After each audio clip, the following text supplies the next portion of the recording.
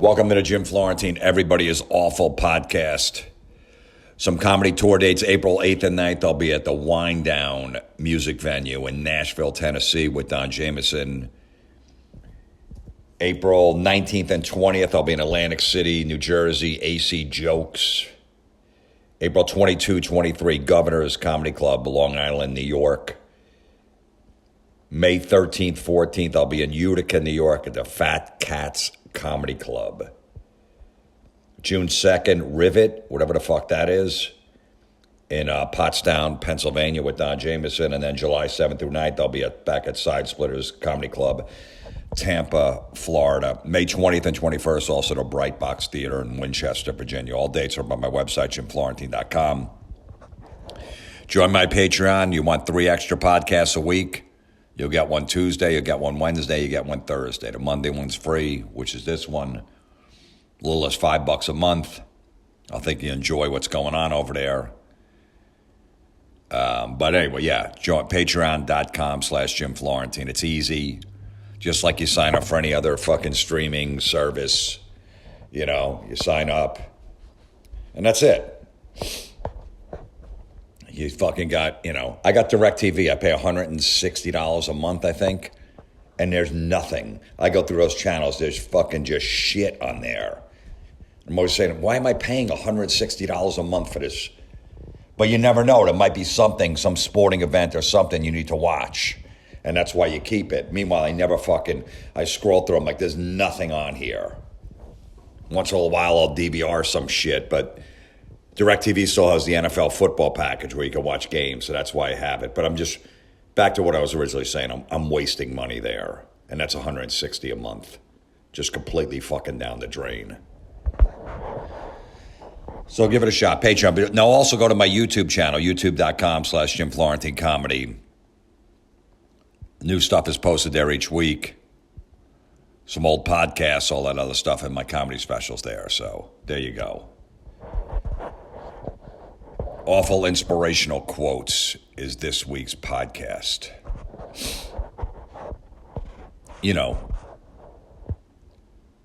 People like to cheer people up with their quotes. I mean, whether they're wearing on a T-shirt, have it hanging on their wall in their house, or they just post them on social media, give you, they're really doing God's work out there. They really are. I mean, they're trying to change the world. And you know those people that keep putting those motivational quotes up there? You know them personally, and they're a fucking train wreck. Their life is a disaster. But they're going to tell everyone, hey, follow this because that's what I do, and it works for me. Like I've always said, a lot of inspirational quotes out there, a lot of places you can read them, you can see them. Way more before, 20, 30 years ago, before everyone was on the internet, connected to all these social media sites. It's just weird that people aren't doing better. If everyone could get that message out there, which everyone's trying to, and everyone wants to, let everyone else know that might see it, that I have my shit together. This is for you, not really me.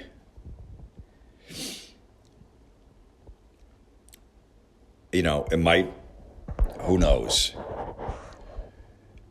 But it's really working because people seem a lot happier these days, don't they? Everyone's just walking around with a fucking smile on their face. Before we get to the inspirational quotes, Eric sent me an email. He goes, Jim, I just watched this program about Action Park in Vernon Township, New Jersey, which is one of the most dangerous amusement parks in the United States when it was operating. So many people were getting hurt there in the 80s that the park had to buy the township a new ambulance. I have no idea where in New Jersey you grew up or how close you were to Action Park, but was wondering if you ever went there and had any stories. They didn't really care about the drinking age back in the 70s and 80s and would pretty much serve anyone. So the park was usually full of drunk teenagers all weekend. It definitely sounded like a place where you and your friends could have caused some trouble. Absolutely. Yeah, I know. I didn't see the documentary on this place, but it was an amusement park. It was way in the corner of New Jersey, near like Pennsylvania. It was far from my house where I grew up. But we went there probably 2 or 3 times. I'd say early 20s. The place was insane. As soon as you walked in and you paid, there was a liquor store right to the left. So we went with, I think, like 4 or 5 guys on one trip. We immediately get a case of beer. We're walking around an amusement park with a case of beer. I don't even think we're illegal. Might have been 22, might have been 20. They had no problem with you just walking around. I could see if there was a place where you can go sit in and have a couple beers, but to walk around with beers and a case of beers. Okay, my friend, there was a cliff. You jump off a cliff into this water or whatever, right? It was pretty cool.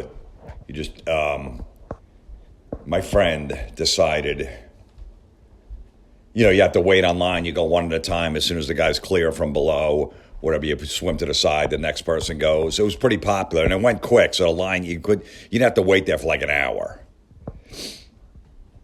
My friend decided to jump off into the water there and then pull his pants down and take a shit in the water. He swam to the side, he held on to the side to let the next person go, dropped the log, and then got out of there. And within like 5 minutes, somebody saw it floating, and they had to shut it down. They had to shut the cliff diving down for I don't know how long we got out of there because we were the only people laughing. So we figured we were going to get busted, so we just left and went to another ride. Then, you're on all these like water rides and shit like that, so you're wet all the time. You're waiting online to go on the next one. You don't want to lose your spot, so we were just pissing in our pants. We had shorts, we were drenched because we just went through some fucking, some whirlpool or something like that. So we're, and it's 90 degrees out in the summertime, and we're just standing there pissing in our shorts because we don't want to get off the line to go to the bathroom. And people were seeing, they're like, look, oh my God, they saw it like, well, even though we were wet, they could still see the yellow coming down our legs, and we didn't even care. We're just sitting there drinking beers, waiting in line. Why would anybody do that? Why wouldn't one of our friends stay in line and save the spot, and the other guys go piss? I don't know. I can't explain our behavior. And then there was a thing where you went up on a ski lift, and they would take like these sleds. They had this ride where you go down on like concrete, which would fuck everybody. I still have a scar on my elbow from Action Park going down like on a sleigh ride, but it was on concrete with these sleds, and you'd always wipe out. That's why the place is so fucking dangerous. But I guess they would bring the sleds back up. They'd hook them to the ski lift and bring them back up to the top of the mountain where you'd go to the beginning of the ride. So while we were on the ski lift and we're way up in the air, going to the other side of the park, we were dropping the sleds off the side because they hook them to the side of the ski lift. We're dropping them. They're just falling into the woods. And that's when someone saw us and we got kicked out of there. So it was like, we saw the sled. It had to be you guys. No, it wasn't, and we had to leave. That's the havoc that we caused there. For no reason. No reason for my friend to shit in the fucking off the cliff dive thing right in the water. No reason for that. No reason whatsoever. But yeah, they didn't give a shit. You just walk around with beers, get drunk. It's a beautiful time. I forgot all about that, Action Park. That's good that you brought that up. All right. These inspirational quotes. It'd be nice if this could fix people, right? If they could just, all they got to do is read these and then they're going to be fine. Wouldn't that be good? You wouldn't have to go to a therapist. You wouldn't have to go on any medication. None of that shit. Alan sent this one in. It's not so much an inspirational quote, but it's close enough. This woman posted, if anyone sees me in a bathing suit this summer, mind your business. I like to eat. Great. So now you're going to get everybody Your body's perfect. You look amazing. I wish I had your body. You know, that's what she's fishing for. Nobody's going to come up to you and go, hey, man, if they see you in a bathing suit this summer, nobody's going to go, man, you put on a few. The fuck's going on? Wow, you really let yourself go. Everyone's going to mind their business, okay? Nobody's going to come up to you and go, what the fuck's going on with you? And why would you wear that bathing suit when you're that fat? So everyone's going to mind their business. I don't know why you think people are going to come up to you, you know, and bring up a very sensitive issue. But that's good. I was wondering how you got that fat. I was wondering why you're big. And there's something I'm like, that woman's overweight over there. I wonder what it's from. I wonder if she likes to eat. Because how else would she be that big? I have a feeling that she likes to eat. But that's what she's wearing. Mind your business. Okay, look. Don't worry about it, honey, all right? Every guy who sees you is definitely going to mind his business. He's not going to be coming up to you and bothering you to get your phone number. I promise.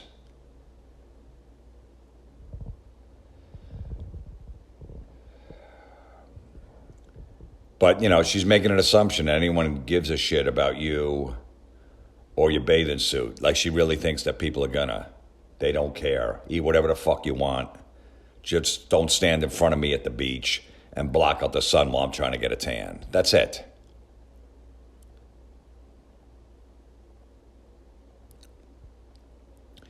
If you didn't care what people thought about you in a bathing suit, you wouldn't have posted that. You wouldn't give a shit. You obviously do give a shit, and you're fishing for compliments, and you're going to hope if you go to the beach with your girlfriends, they're going to go, you look amazing in a bathing suit. Why would you say that? I remember that post you posted. So she gets another fucking pat on the back. We understand what you're doing here. But that's good. That's good to, give us all a warning. Hey, mind your business. She likes to eat. Don't ask her. Don't ask her.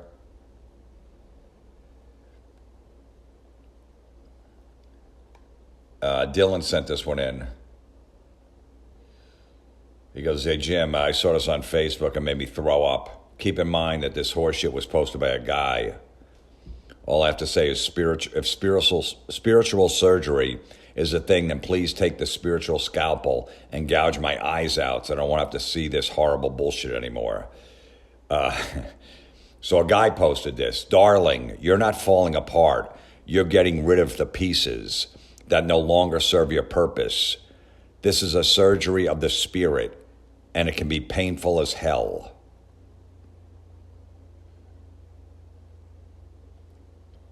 It's just the 95th different way of saying, hey, get some shitty people out of your life and move on. Yeah, because nobody knows that. Nobody, unless they can read that and figure out how, I had a surgery, that's right, a scalpel. Oh, okay, yeah. Yeah, I got to get this piece of shit out of my life because they're bringing me down all the time. That's good because, anyone that's on the fence about cutting someone out of their life, they just got to read this and go, you know what, you're right. It's going to suck for a little while because we used to talk on the phone every day and we were pretty close, but I need to move on from this. It's not going to be easy because I'm going to miss those phone calls.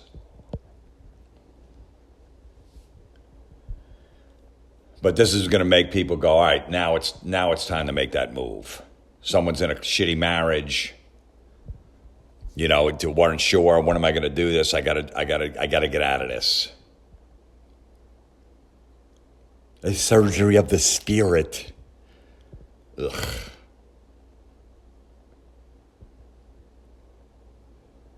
Yeah, you're not falling apart. You're getting rid of the pieces that no longer serve your purpose. So, if your teeth fall out, is that because they don't serve a purpose? Now, how the fuck are you going to chew your food?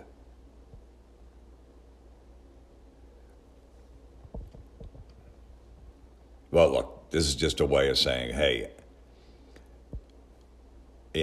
falling apart is good. So remember that when you have a nervous breakdown, you do shit that fucks up your relationships and gets you fired from your jobs. It's not a breakdown, it's successful surgery.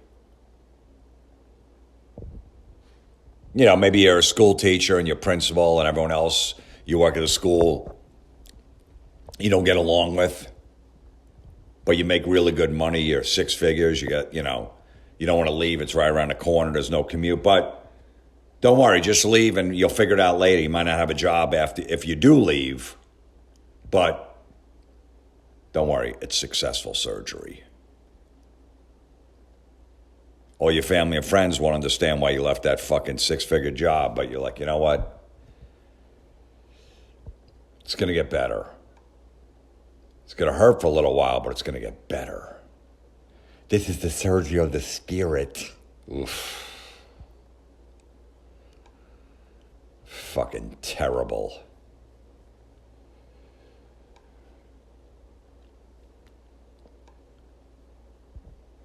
Okay. Here's the next one. Moms show up. We show up when we're dog tired, when we're anxious, when we're sad, when we're sick, and when we're stressed. We don't do it perfectly. We make a lot of mistakes. We lose our patience, but give it all we've got. And we keep showing up. Even when we're empty, we keep showing up. With the love big enough to change the world, we show up to do the most important work of all. The moms, not the dads. The dads don't do anything, just the moms. This is, how about, you couldn't just make it parents, right? You have to exclude the men because they don't show up. They don't fucking take care of the kids. But you always have to put that in there. All these inspirational quotes or all your fucking, your wedding toast, even though we had, my wife at 30 years, even though we had our troubling times, even though we had our ups and downs, and we didn't think we were going to make it, you know what I mean? They always have to throw that in there because it's like, all right, I'm bragging, but I can't just brag that I'm a fucking perfect human being. I don't want to do that. I have to kind of mention that I'm flawed too, and I'm a real person because I make mistakes. So throw in that I make mistakes. You're a mom. We don't do it perfectly. We make a lot of mistakes. Well, if you're making a lot of mistakes, then, do you really show up when you're tired, when you're anxious, when you're sad, when you're sick, when you're stressed? Do you show up? Because that would be a mistake if you're like, I'm too fucking tired, to show up for my kid today. I need some rest. We lose our patience. Wow. You're a parent and you lose your patience? Don't say that. Don't say that because no parent's ever done that before. Don't put yourself down like that.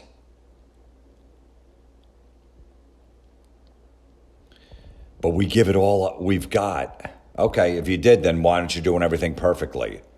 Why are you making mistakes if you give it all you got?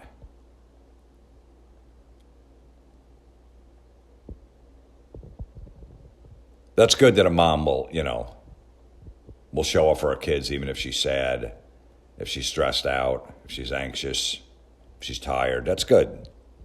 A lot of moms don't do that. But you guys do the most important work of all. Just that one parent, not the other one.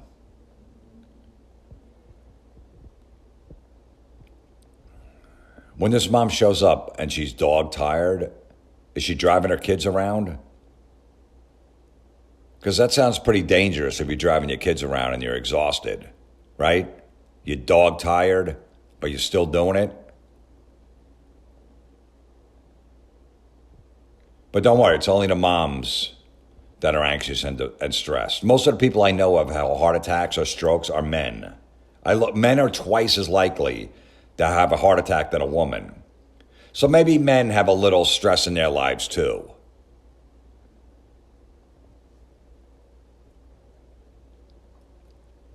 Even when we're empty, we keep showing up.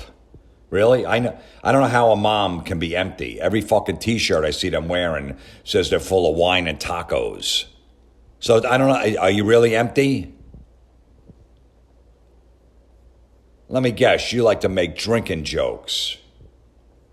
Oh my God, as long as there's alcohol, can I bring my wine? Yeah, bring it. Bring it.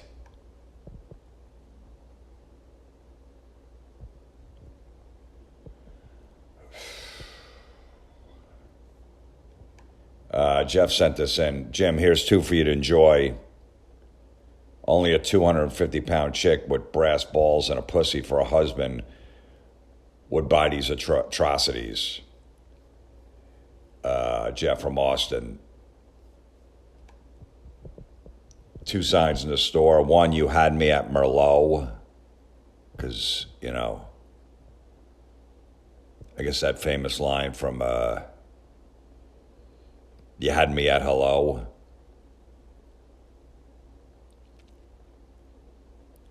When Renee Zellweger says it to Tom Cruise, shut up, you had me at hello. And Jerry Maguire, I guess so. You had me at Merlot. And then the other one is, Thou Shall Not Try Me, Mom 24/7. 24/7 you're a mom? You don't take any breaks? I don't know, when you're sleeping for those 8 hours a night, I don't think you're a mom. When you sleep in those 8 hours, are you, making your kids lunch and prepping dinner for later that night? You running errands at fucking 3 in the morning? No, because you're sleeping, so you're not being a mom. You're fucking out cold. You're not doing anything a mom would do besides sleeping for 8 hours. So you're not a mom 24/7, okay? Well, aren't you supposed to be a mom all the time? You supposed to take some time off?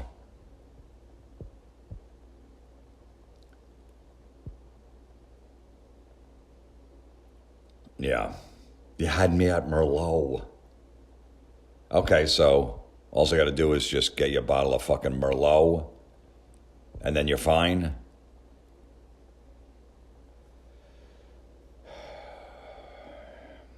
But hey, thou shalt not try me.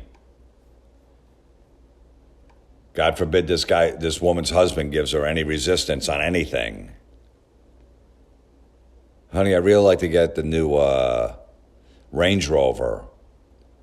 You see all the new options and shit they have? Yeah, well, we can't afford it. We barely afford this one. We're going to lose money if we trade it in. Yeah, but thou shalt not try me. Did you read that sign that's been hanging here?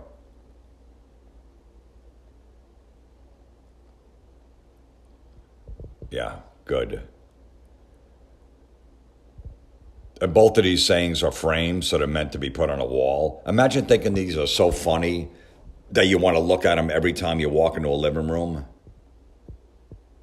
I'd rather look at blood stains on my wall than these fucking sayings. I'd rather wake up with blood all my wall, like what the fuck happened last night, and be in a panic.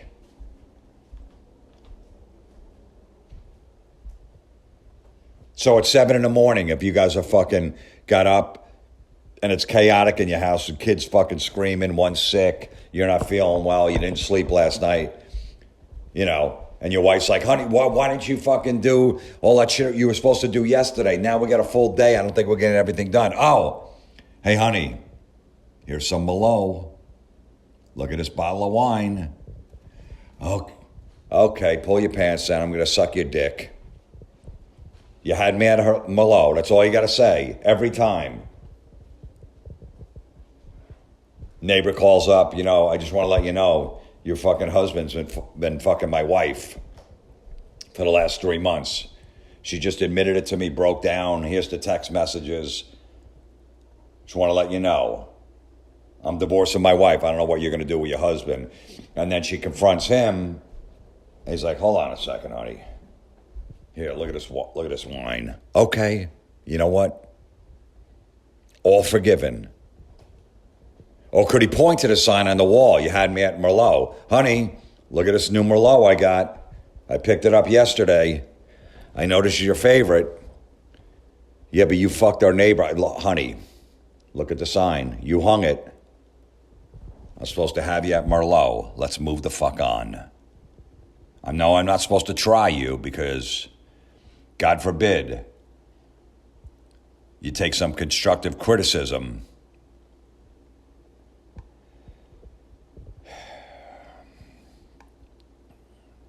Sounds like that's a good relationship. I wonder who is in charge. I really wonder. Demetrius sent this in. He goes, Jim, I was on Reddit. I came across this awful inspirational quote. Just like you, the sun doesn't know it's a star.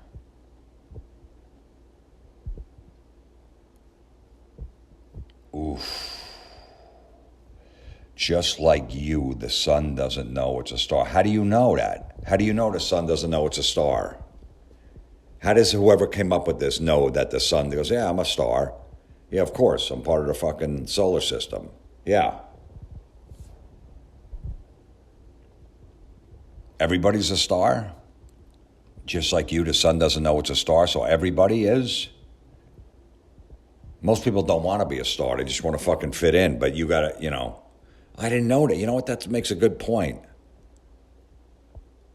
I didn't know it was a star, just like the sun. Okay, the sun doesn't know it's a star, okay? And the person who posted this doesn't know anything.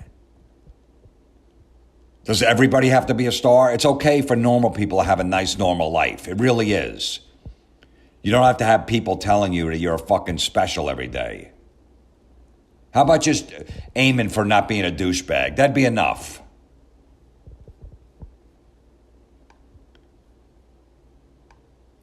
I never thought about I was a star. You're right.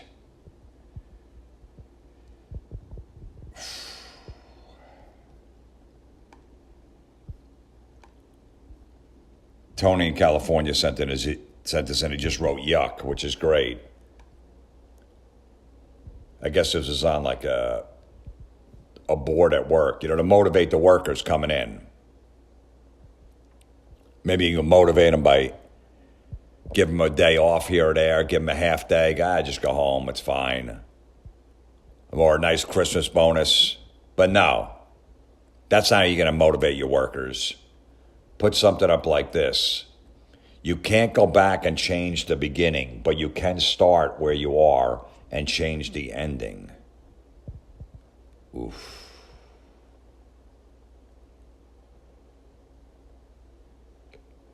Why can't I go back and change the beginning?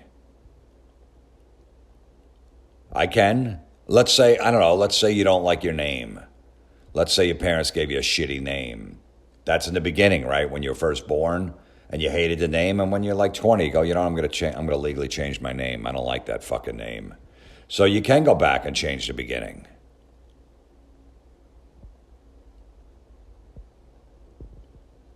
But they just want to let you know, but you can start right now, whatever, happened before. You could change the ending here by doing whatever you need to do.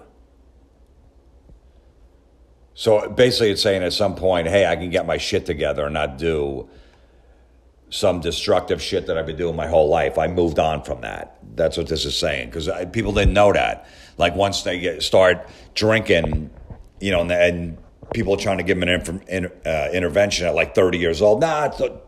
Listen, I started from the beginning when I was 14. I've been drinking my whole life. There's no way I could change this. I can't just stop and live a sober life. I can't do that.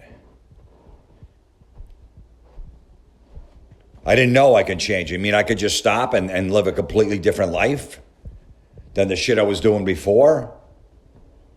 Because if I never saw this sign, I didn't know. I just go, well, I'm destined to drink myself to death.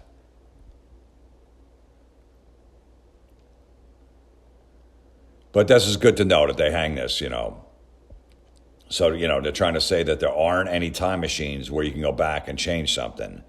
This is really big news if you think about it. Yeah, I always assumed that if I fucked up, I could just hop into a DeLorean and go back and fix the problem, like Back to the Future. I guess not. But just, don't worry out there, anyone listening, because you can change the ending. Well, what if the ending is getting hit by a truck and dying? How are you going to change that? You don't know when it's going to happen, or even if it is going to happen. Or what if you start while the plane you're in is about to crash? You have 5 seconds before you hit the ground going fucking 200 miles an hour. How are you going to change that ending? What if you just saw this while you were on the plane? Go, that's right. I'm going to change things.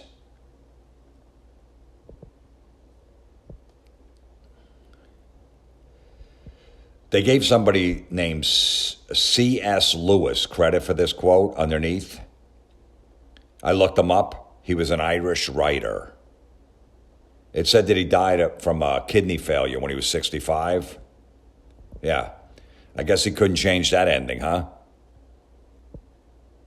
Couldn't change it. Because once he had a problem with his kidneys, why didn't he just change everything and then it would have been fine? But it didn't work for him. It's weird.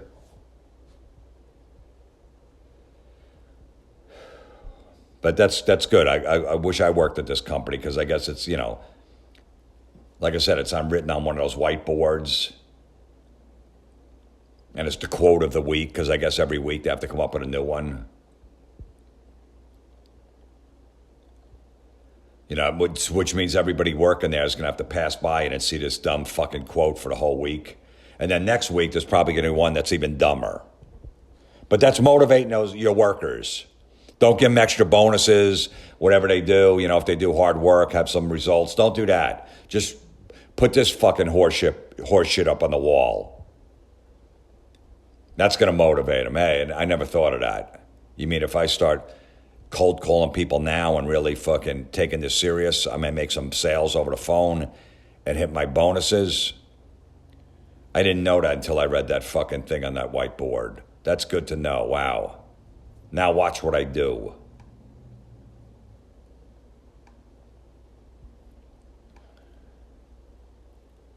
Scott sent this in. He goes, Jim, my company is constantly saying crawl, walk, run when talking about moving forward in business. I'd love to hear your thoughts on this inspiring business strategy. So I guess they're basically telling you, hey, listen, go slow in the beginning, get everything set up, so crawl. Then you can walk when you get it, but then once you walk, then fucking run. So like a baby, they crawl, then they walk, and then they run. So you can't do it all at the same time. You can't run first and then crawl later. Nope, you got to crawl, then walk, then run. So basically, if you're starting a business, you got to start from scratch.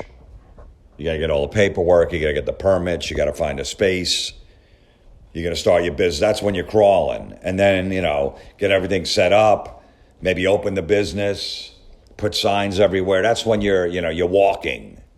And then at some point it's going to take off, and that means you're running. Wow. That's pretty fucking inspirational. You mean I got to set shit up first? So that means that's when I have to crawl? So if I want to do something, all right, I got to, like, let's say, I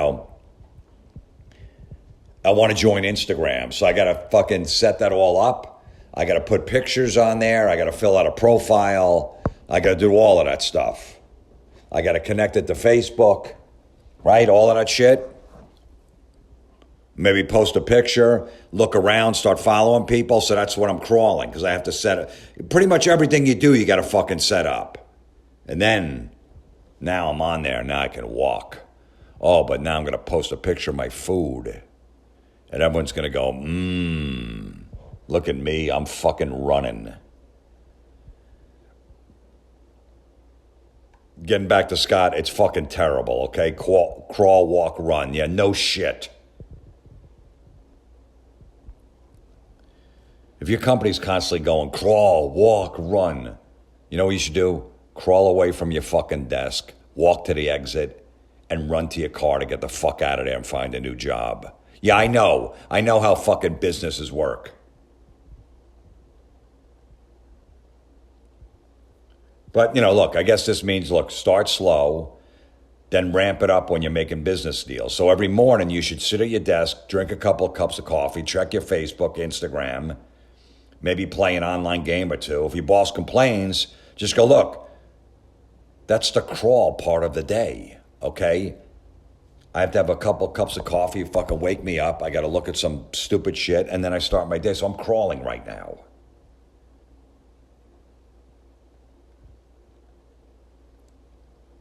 From what I've seen from people sending me shit like this, is from their jobs, is like 99% of working for a corporation is just being able to listen to bullshit motivational quotes, without telling your boss, just shut the fuck up and let you do your work. They can't do that, you know what I mean? They have to pretend they're doing something. So you got to sit in there every Monday. All right, we're going to have the Monday morning meeting. All right, this week, let's top sales from last week. Last week was good, but why can't we do better this week? Because I don't fucking feel like it. I don't know if I could do better this week or not. I'm not sure. It depends on what the fuck I'm selling, and it depends if the people are going to buy it on the other line or whatever the hell I'm doing.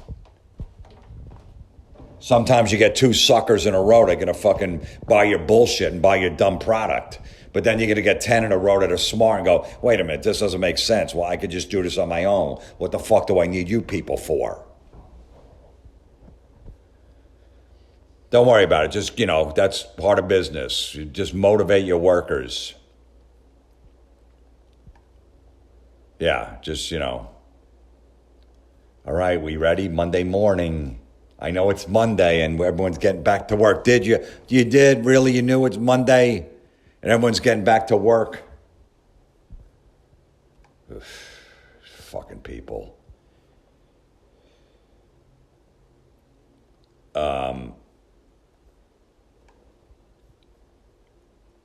Chris sent this one in.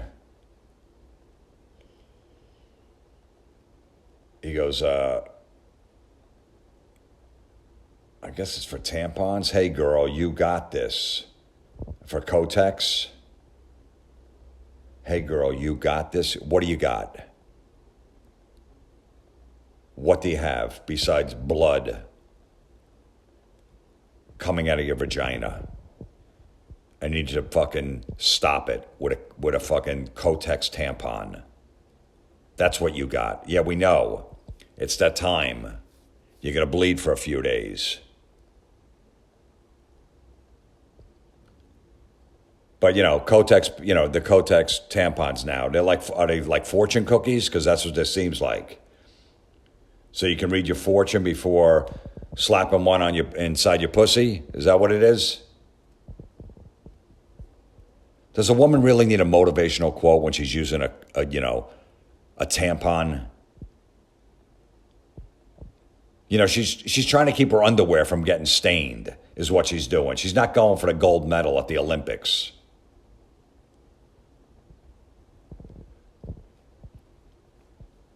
Of course she's got this. Yeah. She knew she was going to be bleeding from her vagina, so she went to the store and got this in the feminine hygiene aisle. That's what she did. She needs to plug that hole before it leaks all over the fucking place.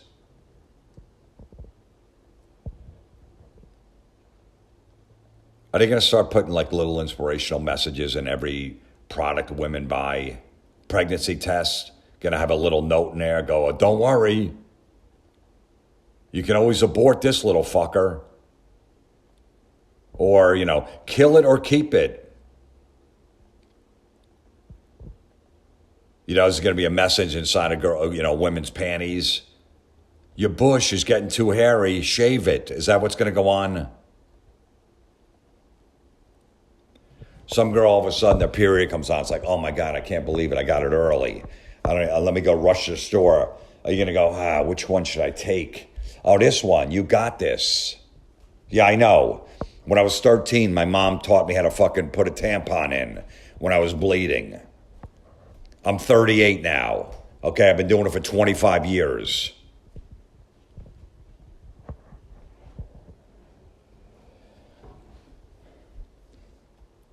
I'm sure Kotex tampons have been, the business has been up like 20, 30% since they came up with that slogan. It's really working.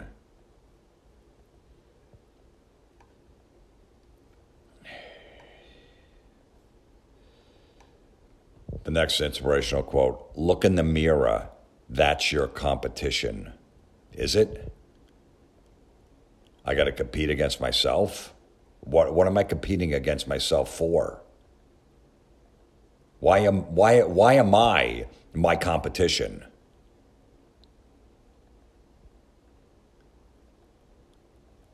So I look in the mirror, and if I'm not, if I need some motivation, I'm like, well, I'm the one holding myself back. Like if I want to open a business, hey, there's a little fucking strip mall. I always wanted to open a fucking weed store. So I can look in the mirror, I go, well, I'm holding myself back. Because that's all I have to do is do it. I go, yeah, but I kind of need some fucking money to get the thing started. I got a money guy? No. That's going to put up all the shit now. So I look in the mirror. One guy was going to lend me the money, and I'm still waiting. So maybe I should see him, because that's the competition. Because once I get the money from him, I'm all in. So maybe it isn't me.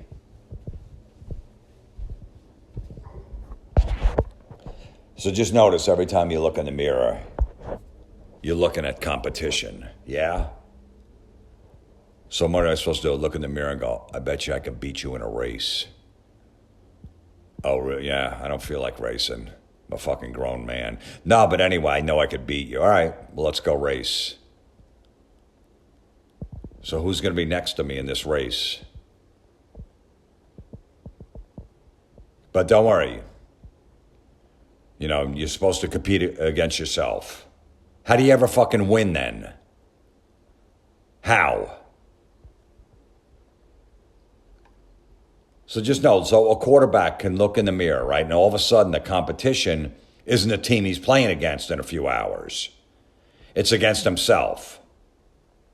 So is he going to throw a pass up in the air and then tackle himself? And I'm sure he's going to want to hit himself hard so he can try to knock himself out of the game, right? Because he's his competition. When Josh Allen plays for the Bills, is going to play the Patriots, is he looking in the mirror in the locker room 3 hours before the game? I'm the competition. Not the Patriots defense, not Bill Belichick, whatever fucking scheme he came up with this week. Nope, it's me.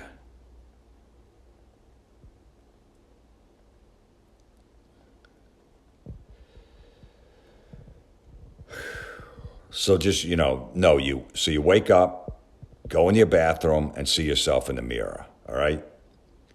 And if you're competing against yourself, does that mean you have to try to take a bigger morning shit than you did yesterday? I gotta take even a bigger one. I'm competing against myself. What if the guy's a boxer? Is he supposed to punch the mirror?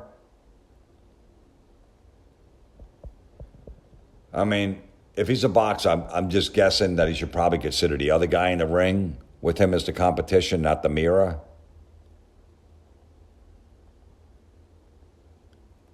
And what if you're in a public restroom, right? And there's another person in there that you could see in the mirror. Is that your competition? Because I'm thinking that guy just wanted to take a piss and get out of there, not steal your fucking job.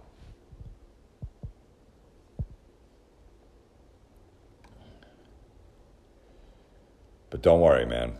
Just look in the mirror. That's your competition. Wow, that's really profound.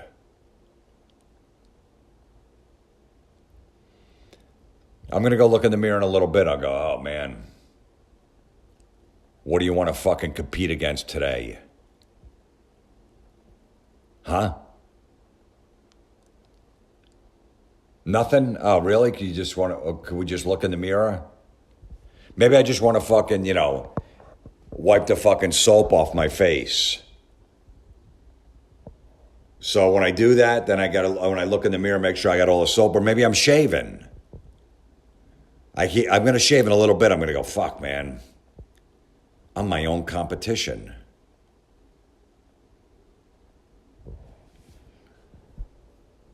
If this motivated anybody, if someone goes, wow, now I get it. I'm holding myself back. Holding yourself back from what? There's a lot of things you just can't do. I know you could do anything, you can't. I know people could, you put hard work in, you could do anything. I can't. You can't, nobody can't. There's some things you can't do. Okay, you're fucking a 47-year-old man that plays, beer league softball. The Yankees aren't going to fucking hire you as a designated hitter this year just because you hit a fucking slow pitch softball over the fence. Okay? And that guy knows that. But according to anybody, because there's been a lot of people that are like 53 that made, made a Major League Baseball team, right? Football, right? You saw that 62-year-old guy make the fucking Baltimore Ravens. He's a starting inside linebacker. Because according to these fucking quotes, you could do anything. How about you just do whatever the fuck you feel like doing and just ignore the rest of this nonsense? How about if you feel like doing something, you go do it. If you don't, you fucking don't. That's your inspirational quote. Fucking yuck. Oof. She's bitching about the food at Chuck E. Cheese. That's like going to a whorehouse and complaining about the decor. You can find me on Etsy. I'd rather find you dead in a ditch. Horrific. What the fuck do you need to say that for? #ish. I'm your classic girl next door. If she lived next door to me, I'd fucking move. Teamwork makes the dream work. No, it doesn't. It takes exactly 1 second to get out of your mouth. You're not saving any time. You're not in a rush. Motherfucker. Bro, you good? Ugh. I don't like it. At all. Welcome to Jim Florentine, Everybody is Awful podcast. June 2nd, I'll be in Pottstown, Pennsylvania with Don Jameson. I'll be in Springfield, New Jersey, Hartford, Connecticut, Fredericksburg, Virginia, June 16th with Don Jameson, and the 17th, the next night in Baltimore, Maryland, and with Don Jameson, and then Albany, February 22nd. I'll be in Princeton, New Jersey, Tampa, Florida, Orlando, Rochester, New York, Fairfield, Connecticut, and Indianapolis. All dates are up on my website, jimflorentine.com. Come see a show if I come to your town. Appreciate it. comedymetalmidgets@gmail.com. Keep sending them my way. Appreciate the feedback on the telemarketer calls. Some are going to be better than others, obviously. I'll put some out there. Are they going to make the album? I don't know. So, just get a opinion on them. Some people just aren't into prank calls either, which is fine. They don't get them. They're not big fans of them. I never was until... I knew about the Jerky Boys and shit like that, like growing up, but I was like, oh yeah, it was pretty funny. I like when they cursed. But I was never really into prank calls when I grew up. They weren't really on my radar. But then as I got older, when I just started doing them, then I started checking out some other shit. But, it's not for everyone. Just like this podcast, I always say, it's not for everyone. But the people that get it enjoy it, and that's what it's about.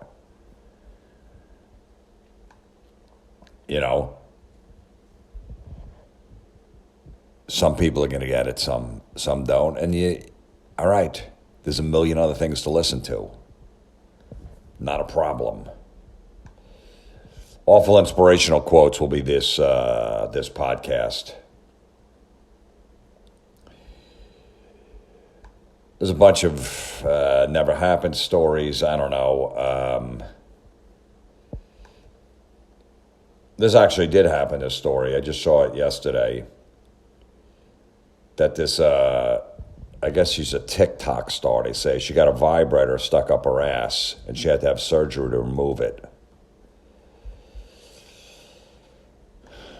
Sounds like a good sport to me. They got the X-ray and everything, so...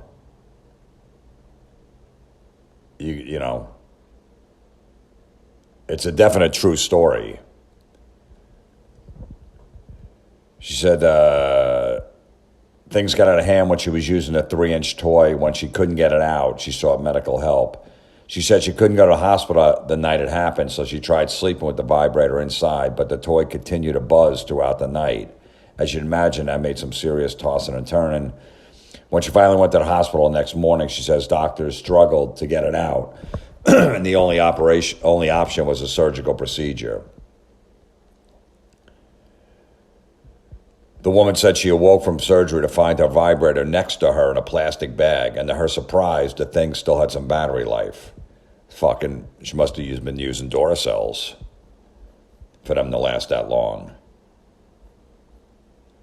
That's great that she would give it back. You know, the hospital, whatever, would give it back to her. I guess you can with that. I remember when I got my tonsils taken out when I was like 21. I wanted to keep them. I wanted to put them in a jar because they tortured me for so long. I just wanted to stick fucking pins and needles in them. And they go, yeah, we'll do that. Yeah, no problem. I'm like, yeah, no, seriously, I want them. They were like laughing, but I was like, okay, if you want them, we'll take them. And then after the surgery, when I couldn't talk, they're like, no, we're not going to give you that. We got to send them to the lab to make sure to check them out, make sure there's no shit going on, I don't know, fucking cancer or whatever. So no, we're not going to give them to him. And I couldn't talk, and I'm like, you got to be fucking kidding me. They knew that. Okay, when he gets out of surgery, we'll tell him. So he can't say shit. So that's great that she at least got the vibrator back. It was vibrating her ass the whole night. That fucking chick can sleep through anything. Good for her. Awful inspirational quotes. You know, it seems like they're working, right? As long as you just keep putting them up there. You know, if you're a coach, you need to inspire your team. You got to figure something out, whatever it is. Sports, you know, all that shit. I get it. But I just don't know how someone that you kind of know on social media you follow is going to post this, is going to make you, is going to motivate you. They just want to let everyone know that, you know, I have my shit together, and you could too if you follow this fucking quote that I put up. Because I already figured it out. I got everything figured out. I know you poor fucking saps out there don't. So if you listen to me, you might get your shit together. Because look at me. I have my shit together. Especially in the gym. You know, we went over Planet Fitness's, all their shit, that the rules and all that stuff there a couple of weeks ago. But, you know, Andy sent this in. He goes, Jim, my gym always puts inspirational quotes up on this chalkboard. I hope the Comedy Fairy sprinkles motivational dust on you before you read these. So he goes into the gym, and there's a chalkboard there, and that's going to make, you know, sometimes you're really tired, you don't feel like working out, but you go, no, I got to get a workout in. You just don't have the energy that day. Just know, if you walk in and you see shit written on a chalkboard, you're going to spend an extra 45 minutes in the gym, another half hour. You're going to lift more weights than you ever did. All of a sudden, you're going to get this burst of energy. You don't know where it came from because you were like dreading going and you knew it was going to be a bad workout. But as soon as you walked in and read this shit that someone wrote on a chalkboard, you fucking, you know, you closed the gym that night. You're only supposed to stay an hour. You stayed 2 hours. They're like, hey, listen, man, we got to close up. Just because they wrote that on that chalkboard. This is how fucking dumb it is, all right? It's not motivating anybody. Everybody's got if anyone wants to be motivated by anything, it's in your mind, and you set out to do it, and that's it. Some fucking dumb sign hanging somewhere ain't going to do shit for anything.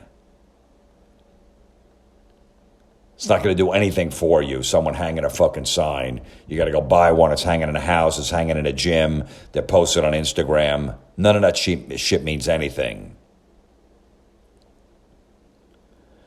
You wake up, you look at your friend's Instagram. Are you getting everything done that you were supposed to today? No excuse not to. And you just read there, no, I'm not going to get everything done. I'm going to skip the post office. I don't feel like picking up the dry cleaning. And I don't have to go food shopping today. I can wait another day. No, I'm not getting everything done. Now what? Now what? You going to make me fucking feel guilty? It ain't happening. But in Andy's gym, the first one they put on the sign that he took a picture of is, "Hello, I'm the fitness fairy. I just sprinkled motivation dust on you. Now go to class. This stuff is expensive." So if you don't go to class, you got to keep spreading more dust on you, and it's really expensive, so it's going to cost a lot of money. Is that, I don't understand what this stuff is expensive.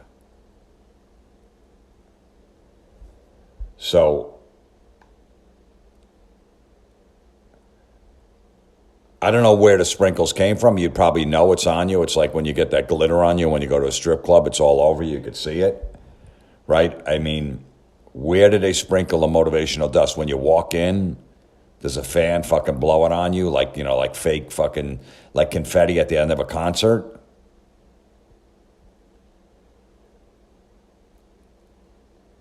If the stuff is expensive, so, all right, so let's try to figure this out. So you get sprinkled with motivational dust. And it says, now go to class because this stuff is expensive. So if you get sprinkled with the motivational dust when you walk in the gym and you don't go to class, does that mean they have to put more motivational dust on you and it's going to cost more money because the stuff's expensive? So they're just going to keep dumping it on you until you get the motivation to go to class? Is that what it is?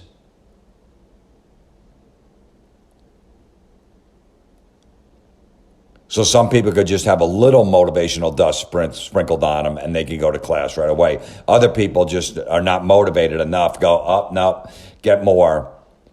Go fucking, come on, load the machine up. We need more. He needs more motivational dust on him. Keep spraying them, spray them down. Hold them down and fucking spray them. You know, like they do when you go to jail and they got the fucking fire hose and they're hosing you down. You're naked and they're just fucking, spraying you.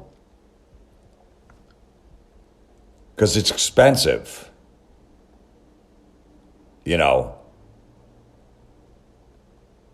So that's all you needed was this, motivational dust. If I walk into a gym and they start talking about the fitness fairy, I'm leaving. If I'm thinking about signing up in that gym and I see a sign like that, I'm fucking leaving.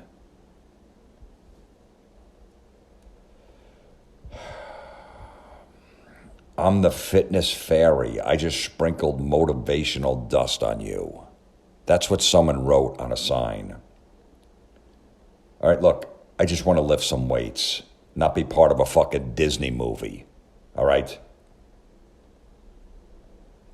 And if I wipe the dust off, does my motivation go away? Because that's a good point. Like, say it's all over my face. I look in the mirror. I go in to take a piss in the locker room.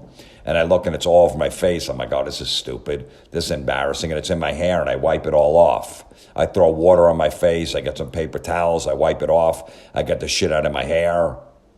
Does my motivation go down? Do I go, fuck, now I was going to walk right over to the treadmill. But now I just don't feel like it. I don't know. I know it's expensive, the fairy dust. I know that the shit's expensive, but I think I'm gonna feel a little weird walking around the gym with dust all over me. And when I'm done with my workout, is that when I can wipe it off, or I'm not sure how this works. And then you gotta explain it to your girlfriend or your fucking wife when you come home and you got dust all over you. This motivational dust that looks like fucking, that you were in a strip club, and you go, nah, they just spray it on you at the gym to give you motivation. She's like, no, seriously, where were you? That shit, that's fucking, how did that stuff get on you? You said you were going to the gym. No, I'm telling you, when I go in there, they spray it. They sprinkle it all over you, so you go to class, and it's really expensive. So I'm like, okay, I got enough. I know this shit's expensive. Now I'm going to go to class. So that's what happened. That's where I got it from. You think your wife or girlfriend at that point go, hey, give me your phone. I got to look through your phone. What's going on? Is it somebody else? It has to be. Nope, honey, it's just a motivational dust at my gym. That's all it is. The next one in that same gym, I don't know how Andy still goes there.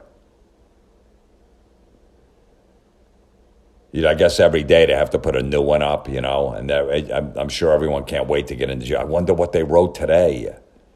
I wonder if people that don't work out go, hey, I work out 4 days a week, I take 3 off. Do they go in there on their off day just to look what they wrote on the sign? Not actually work out, but they want to read it because it's so fascinating. And they're so excited. What did they write today? So the second one is, don't be afraid of being a beginner. Okay. All right. So you're just starting out at the gym, right? You finally realize you got to get in shape and you want to work out and you're a beginner, and don't be afraid. I don't know,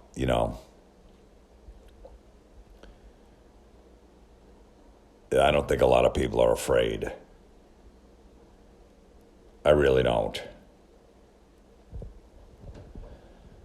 Don't be afraid of being a beginner. You got to read that shit when you walk in this gym. The only thing you should be afraid of at this gym is what fucking dumb sign they're going to write on the chalkboard next. Like, what is this going to be today? If I was in that gym, I'd hide an eraser in my pocket, and as I fucking checked in and I walked by that sign, I just fucking swipe it and just erase that fucking sign. There's no I'd bump up to it accidentally because it's in chalk and smudge the whole sign so nobody can read it. I'd be constantly trying to fuck with that sign. I'd look around, make sure there's no cameras so they can't see, and go back and look at the cameras to see who did it. And if there was no cameras in the area, I'd fucking wipe down that sign. Get a wet paper towel in the men's locker room, come in and just fucking wipe it down.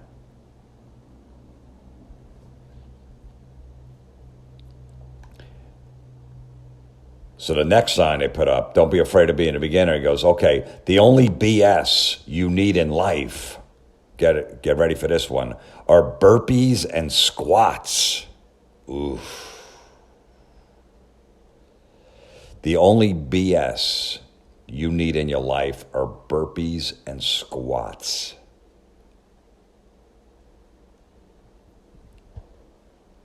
Burpees, how many burpees you do? If you want somebody to do an exercise, how about not naming it something an adult would be embarrassed to say in public? When I hear a man say burpees, I get fucking chills. They go up and down my spine.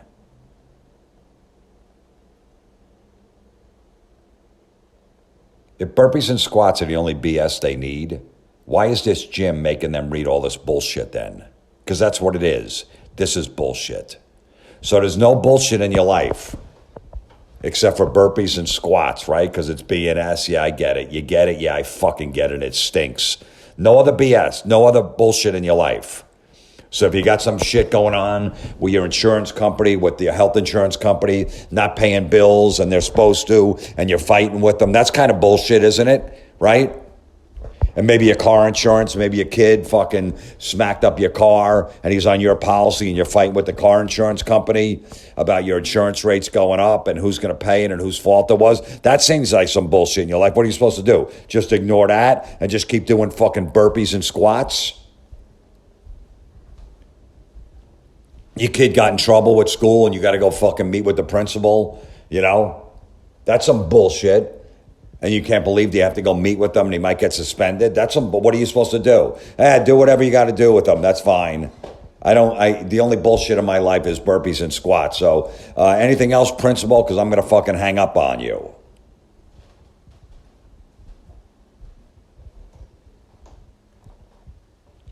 You get home, your boyfriend wants to talk about something serious, some shit going down. You fucking, I don't know, whatever trip you got planned for the summer, and now it's all screwed up. And now they I don't know, maybe the guy's not vaccinated and he can't get in the country and his girlfriend is, and they got to talk it out, some bullshit. Are we going to cancel a trip? Fuck that. I'm not getting the vaccine.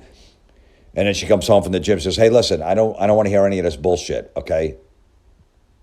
The only BS in my life is burpees and squats. I just did a bunch of them, okay, in the gym. I don't want to deal with this.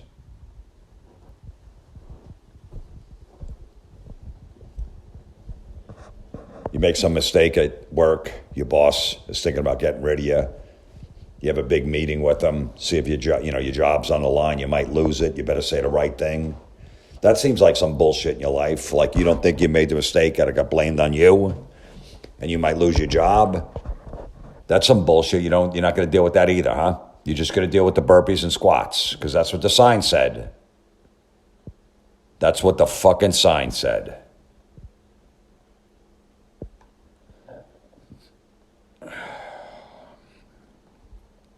And the next one says, please tell my instructor to stop making me do burpees. And there's a picture of a little kid making a face. Like, he's almost crying.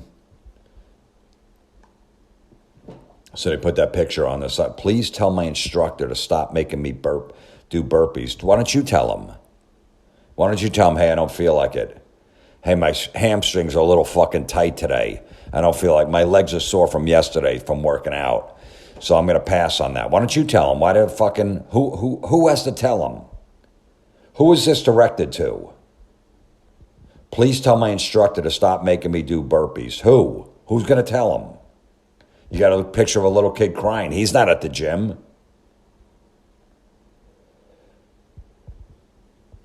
How about please tell the people who own this gym to stop writing fucking stupid things on a blackboard?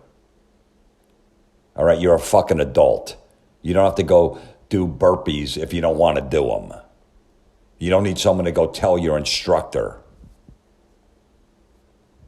What a great gym. This sounds like man. What are they going to write today that's really going to motivate me? It's got to be something really good, right?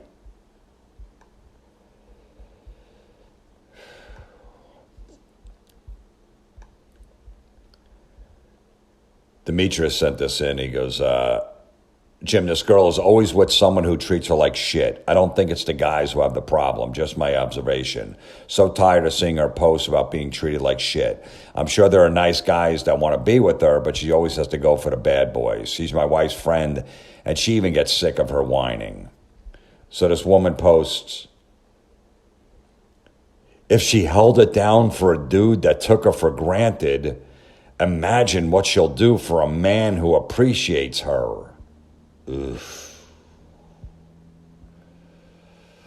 Oof. And just in case you don't understand what she's trying to say here, she put a sad yellow face after the first part, and then a smiling yellow face with hearts for eyes after the second part. Because what she's saying is so hard to understand, we needed those to help us figure out. We really needed them because if she held it down for a dude that took her for granted, like, oh, I'm sorry. Imagine what she'll do for a man who appreciates her. Happy times. Good that she put the laugh track in there, because that's what it is. Yeah, I can imagine what she'd do for a man who appreciates her. She'd think he was boring, and she'd leave him for a good-looking scumbag who treats her like shit. That's what she would do. We already have it figured out. Why doesn't she talk about the reasons why she was holding it down for the dude that took her for granted? Maybe if she figured out that shit out, she'd be able to find a man that's not a douchebag. Maybe she goes, hey, why am I doing this for this guy? I don't deserve this. What did you hold down? His dick? Maybe that's why he left her.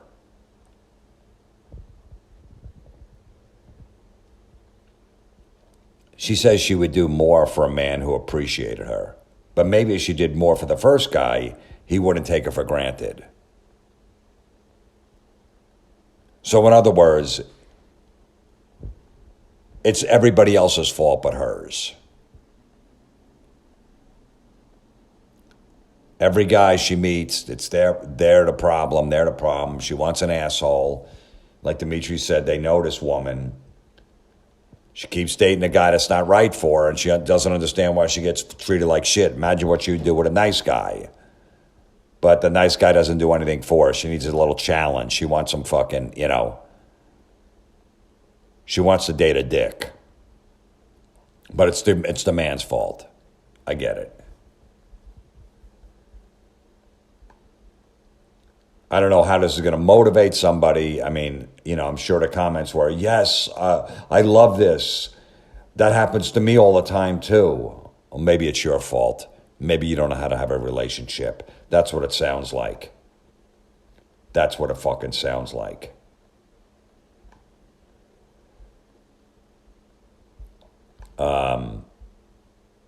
Chris sends this and he goes, Jim, these are all taken from the same woman's Facebook feed. This is a 34-year-old single mother of two. You would think that she would have more important things than to post meaningless, inspirational quotes on Facebook. I hope they ruin your day like they ruined mine. So this woman's 34 years old. She's single, mother of two. And the first thing she posts is, she remembered who she was and the game changed. Yeah.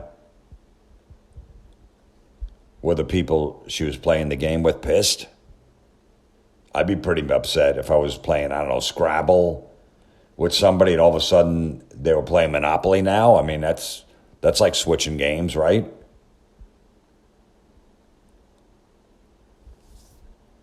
I mean, she's 34, single with two kids. She remembered who she was and the game changed. What happened? What game? And then she another one. It's never too late to be who you might have been.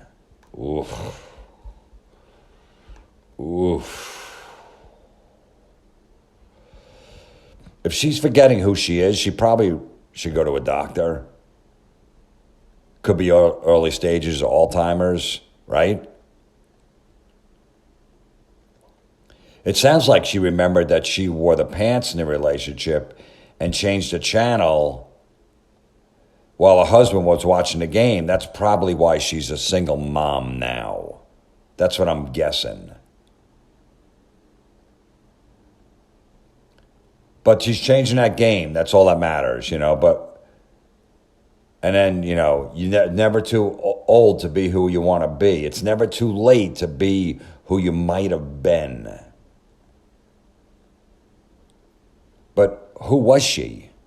How different was she that fucking game changed? Was she a cashier at Walmart and then she remembered that she was a professor at Harvard? I mean, somebody else would probably tell her, hey, what are you working at fucking Walmart for?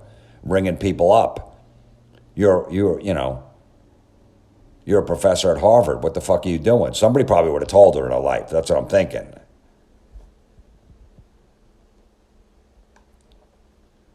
But just look, this is good motivation for anyone listening to the podcast. It's never too late to be who you might have been. It really isn't. So just know that. It's also never too late to post some dumb shit that really doesn't mean anything. It's never too late for that either. But just know, like, if you might have been an Olympic gymnast, but you're in your 30s now, it's too fucking late. According to this woman, it's not, but it's too late. How do you know that what you might have been is better than what you are right now? Like, you might have been an asshole, so maybe you shouldn't go back to that. Right? When you were younger, you were probably a fucking asshole, and then you go, hey, man, I can't act like that anymore. I was a stupid kid. So maybe you shouldn't go back to that.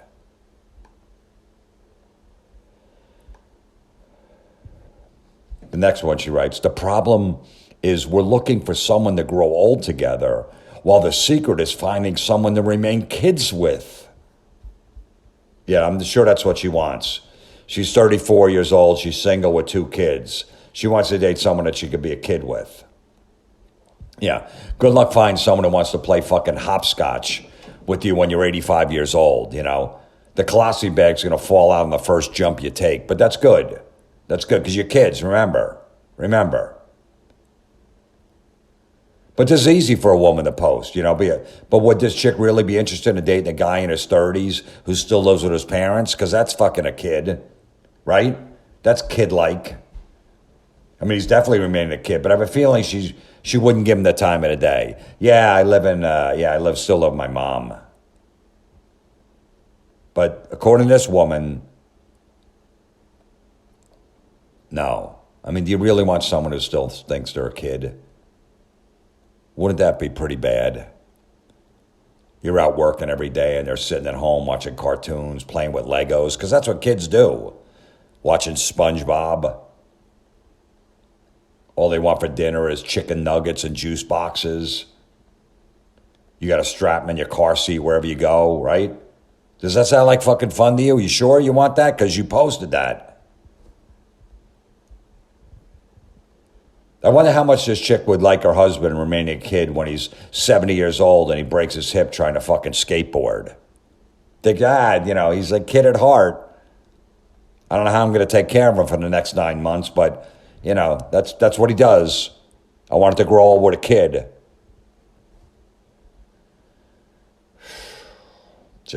Just complete nonsense. She's 34, single with 2 kids. He's got time to post all this stuff. Here's another one. Don't ever set yourself on fire to keep other people warm. And then underneath it goes, read that again. Okay, I'll read it again because you told me to read it again. Don't ever set yourself on fire to keep other people warm. Okay, I read it again. Now what? What do I do? What do I do? I mean, she really could have stopped after don't ever set yourself on fire. You really don't have to give a reason why. It's just a good thing not to set yourself on fucking fire. You could have stopped right there. Why do I have to read it again? I don't understand. It's 11 words. I know what it says. The only reason someone would read this again is because they would go, wait a minute. I need to read this again because there's no way someone would post something this fucking stupid.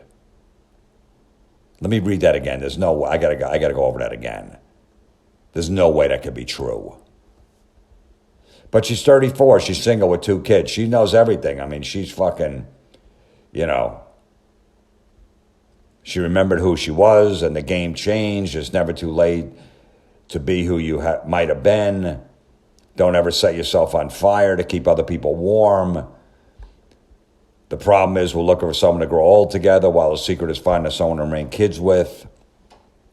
That's the problem.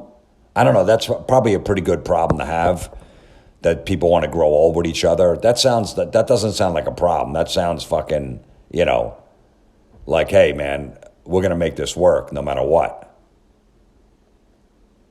We're with each other. We're fucking, we're a team. Are we a team? I want to be a team. No. You want to be on my team, then get in right field. Nothing gets hit out there. Look, I hope these inspirational quotes, because I know my day after I'm done with this podcast, with all this shit going on, I'm going to get so much stuff done. I'm going to fucking it's amazing. I'm going to think about that sprinkle dust. I'm going to go to the gym. Derek sent this one in. This woman posted, grow through what you go through.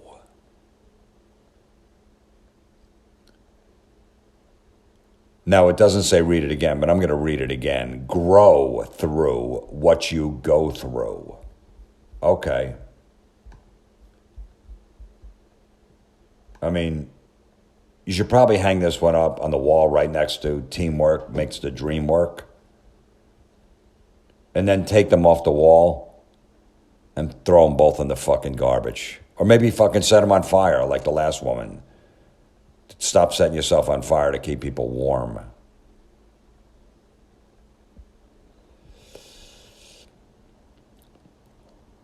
What if I go through a tunnel while I'm driving? Am I supposed to grow through that?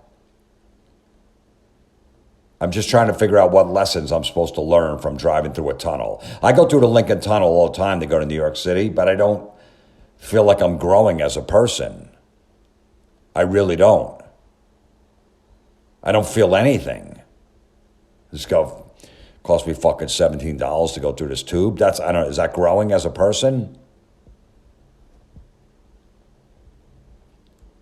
Look, most people go through the same thing every day, all right? You get up, you go to work, you go home, you relax, then you do it again the next day. Then on a weekend, you go out, you watch a game, you have a few drinks, and you get ready for the next week. How the fuck are you supposed to grow from that? You know, I had to go through reading this bullshit. I wonder if I grew.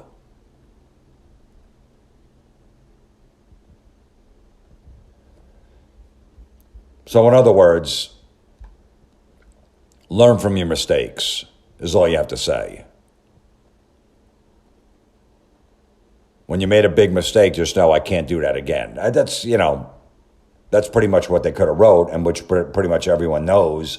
If someone gets a fucking DWI, you're going to go, hey, I can't do that again. I can't get behind a wheel and fucking drink and drive again. I already lost my license for 6 months, paid all these fines, had to go to court. If I get a second one, they take it away for, 2-3 years, a third one, 10 years, something like that, whatever it is. So I just know. So everyone kind of knows that. They get in a little trouble with the law. They go on probation. All right, I know if I get in trouble again, I'm going to jail. So I learned from that mistake I made that night. I shouldn't have fucking punched that guy out. I got assault charges against me. Lucky I got probation. But, I know next time I can't do that. I got to restrain myself. But let's dress it up in a different inspirational quote, which means exactly the same fucking thing.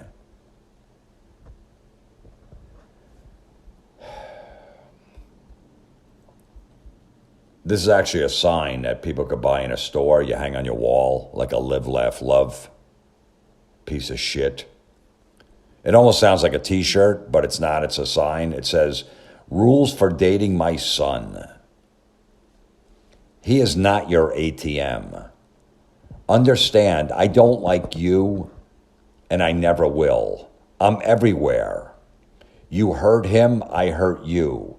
Respect me as his mama. Don't lie to him or to me. He's my prince, not your toy. I don't mind spending the night in jail.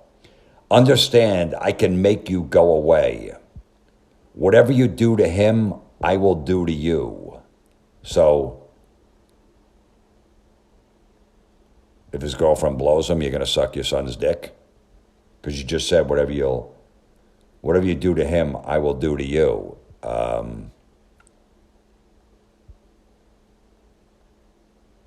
You give him roadhead? Hey, Mom, that new girl gave me a blowjob on the way home from the concert the other night. We're driving on the highway. All right, son, get in the car. Get in the car. That's what are you talking about? Where are we going? No, I have to do that to you. The fuck, you're creeping me out, Mom. No, look at the rules for dating. Look at the sign. She did that for you. I got to do that for you. Because she did that, so now I have to do it. You think this mom's a little controlling? You think this is a mama's boy?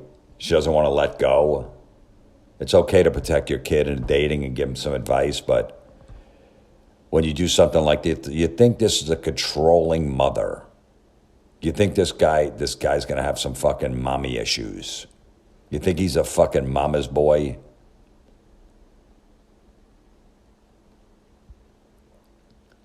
I mean, this is bad enough when they have it on a t-shirt, but like I said, this is on a sign that you're supposed to hang on the wall. Imagine going to somebody's house and this is hanging in their living room.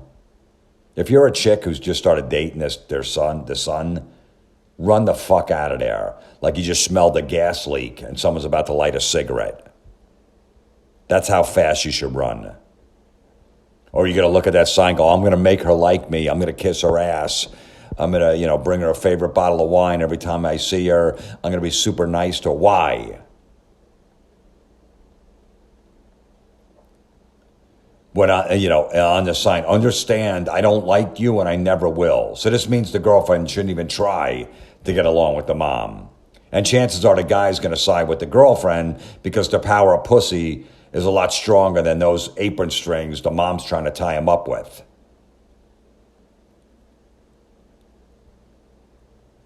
Look, the bottom line, if a guy is given a choice between a blowjob and a home-cooked meal, he's going to know he can always eat dinner at Red Lobster. He's going to know that.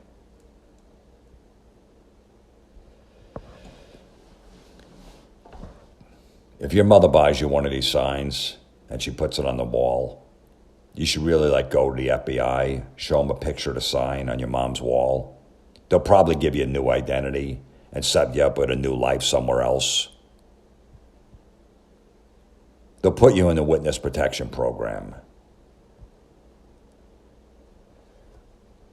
He's my prince, not your toy. How sad is this woman's life that she has to try to control her son's dating life? This is a mom that needs to get laid.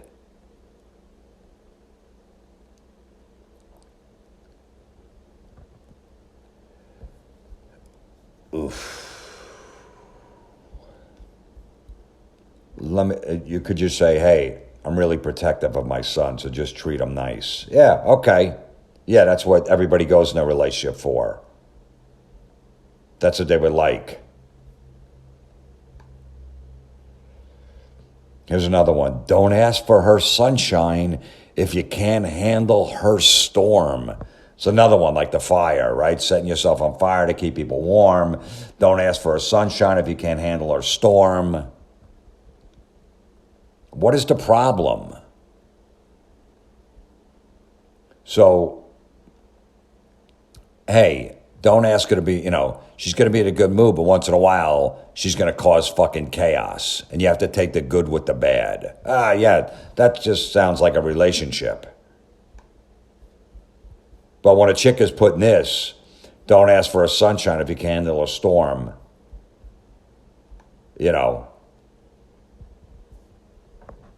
Why not? Why can't you just ask for the good stuff? Just because she's nice sometimes doesn't mean, she's allowed to be a cunt at other times, right? Oh, because look, even though she's fucking going crazy and screaming at me for something I didn't even do, and the kids are hiding in the room, that's all right. She's allowed to do that because she was nice yesterday. Remember what a good mood she was in yesterday?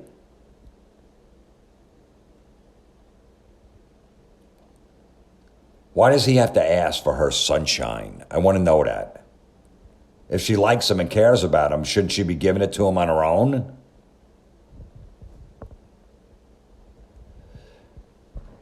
Look, if you want to go with the dumb weather analogy, how about her being like the weather in San Diego? Okay, it's nice and sunny like 95% of the time there. And even if it's not, there's really not that bad of a storm. How about that?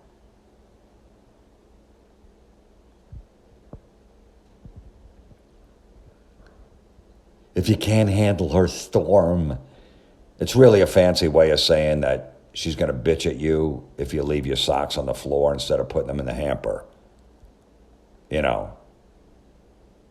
That's great, because that's what I want to do, is be with someone that sounds just like my mother. That's not a knock on my mother, by the way. I'm just saying that's something she would say. Listen, it's really simple. If you have such a problem with my socks on the floor, pick them up, and then the problem's solved. Okay? That's all you got to do. If it bothers you that much, just pick them up. I know you want me to pick them up, but I really don't give a fuck. It's just like I don't like making the bed. If you like to make the bed, that's fine, but I don't make beds. So if you're going to get annoyed when you go in the bedroom in the morning after you wake up and it's not made up, you're like, oh, I like the bed made, then fucking do it. I don't give a fuck. I don't need to be in a made bed. I'm not doing it. If it bothers you that much and you need it fucking made up, then do it. That's your fucking OCD that you have, that you need it made up and it feels better when you go into a fucking made up bed. I don't give a fuck. When I'm ready for bed, I'm ready for bed. I'm like, it's not made up. I'm not going to have a good night's sleep. I'll look at the bed. It's not made up. How am I going to sleep tonight? If that bothers you so much, then just fucking do it. All right? And why does she have to why does she have to have a storm, this woman, huh? Why can't she just be sunshine all the time? Sounds like she's a bipolar chick to me. Up and down. She's happy. She's got fucking moody all over the place. That's what this is. Hey, I'm bipolar. You wanted to buy into my bullshit? No. No, I don't. Fucking yuck. Oof. She's bitching about the food at Chuck E. Cheese. That's like going to a whorehouse and complaining about the decor. You can find me on Etsy. I'd rather find you dead in a ditch. Horrific. What the fuck do you need to say that for? Hashtag ish. I'm your classic girl next door. If she lived next door to me, I'd fucking move. Teamwork makes the dream work. No, it doesn't. It takes exactly 1 second to get out of your mouth. You're not saving any time. You're not in a rush. Motherfucker. Bro, you good? Ugh. I don't like it. At all. Welcome to the Jim Florentine Everybody is Awful podcast. Sign up for my Patreon if you want 3 extra podcasts a week. You go to patreon.com/Jim Florentine for as little as $5 a month.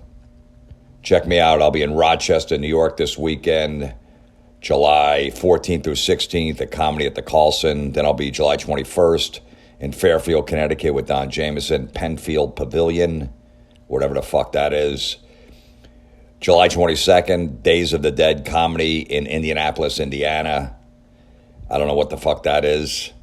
August 4th, I'll be at the Brokerage in Belmore, Long Island. 1 show Thursday night with Natalie Cuomo. August 12th, 13th, Uncle Vinny's Comedy Club, Point Pleasant, New Jersey. All dates are up on my website, jimflorentine.com. There's some other shit in the fall I don't feel like getting to because I know you guys don't give a fuck, and I don't either.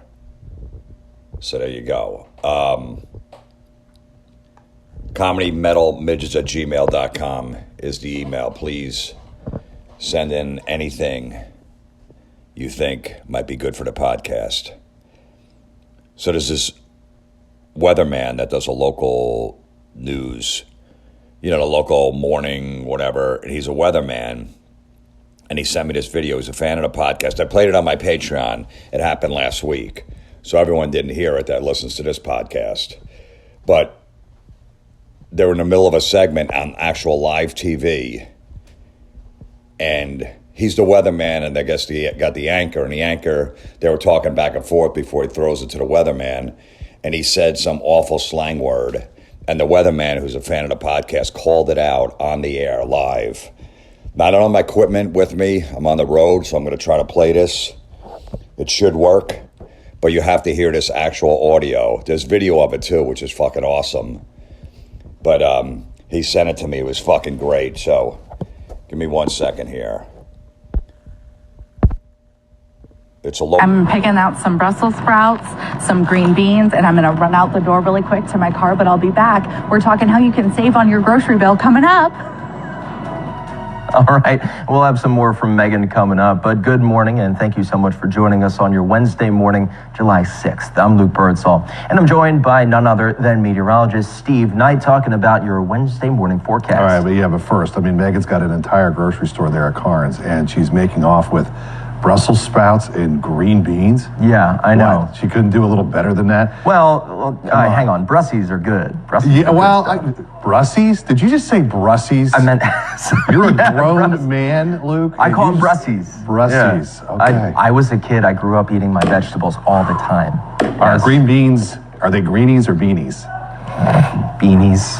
Okay. Beanies, yes. Aren't you going to be 27 this year? Yeah, in like a month. Time to start referring to them as Brussels sprouts. I'm just helping you out here, buddy. Brussels sprouts. There you go. See, sounds you can so say lame. It. And it only takes you like an extra half second.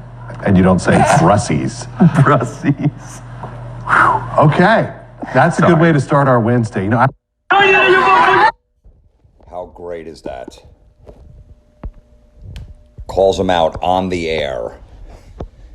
First of all, it really disheartens me that his name is Luke, the same as my son's name. But how great is that the weatherman called him on the air? He called them Brussies. He's 26 going on 27. And then later in the show, he said that he called the green beans greenies. He's like, I don't care what he says and shit like that. But Brussies, that's what everybody needs to do with these slang words. Just call them out right after. Like, how old are you? You're going to be 27? You're still saying that? It takes one more second. I've been saying that for years. And then maybe he'll think about it. Like, that guy goes out to a nice stakeout with him and his friends, a steakhouse, and he goes, hey, you want to get some Brussies as a side dish? Would you still want to sit there, or would you just want to leave? But that's so fucking great that he did that. It's so beautiful. That's the only way to start fighting back, right? Just keep calling them out. What? What was that? I don't know what that means. My nephew just sent me something. I forget what it was. He gave one of them WJDs or something like that. And I'm like, what does WJD mean? My friend Karen Feehan, she's a comic, female comic, and she has a podcast. I don't know if I told this story or not. I don't know. I do so many podcasts a week now, I get confused.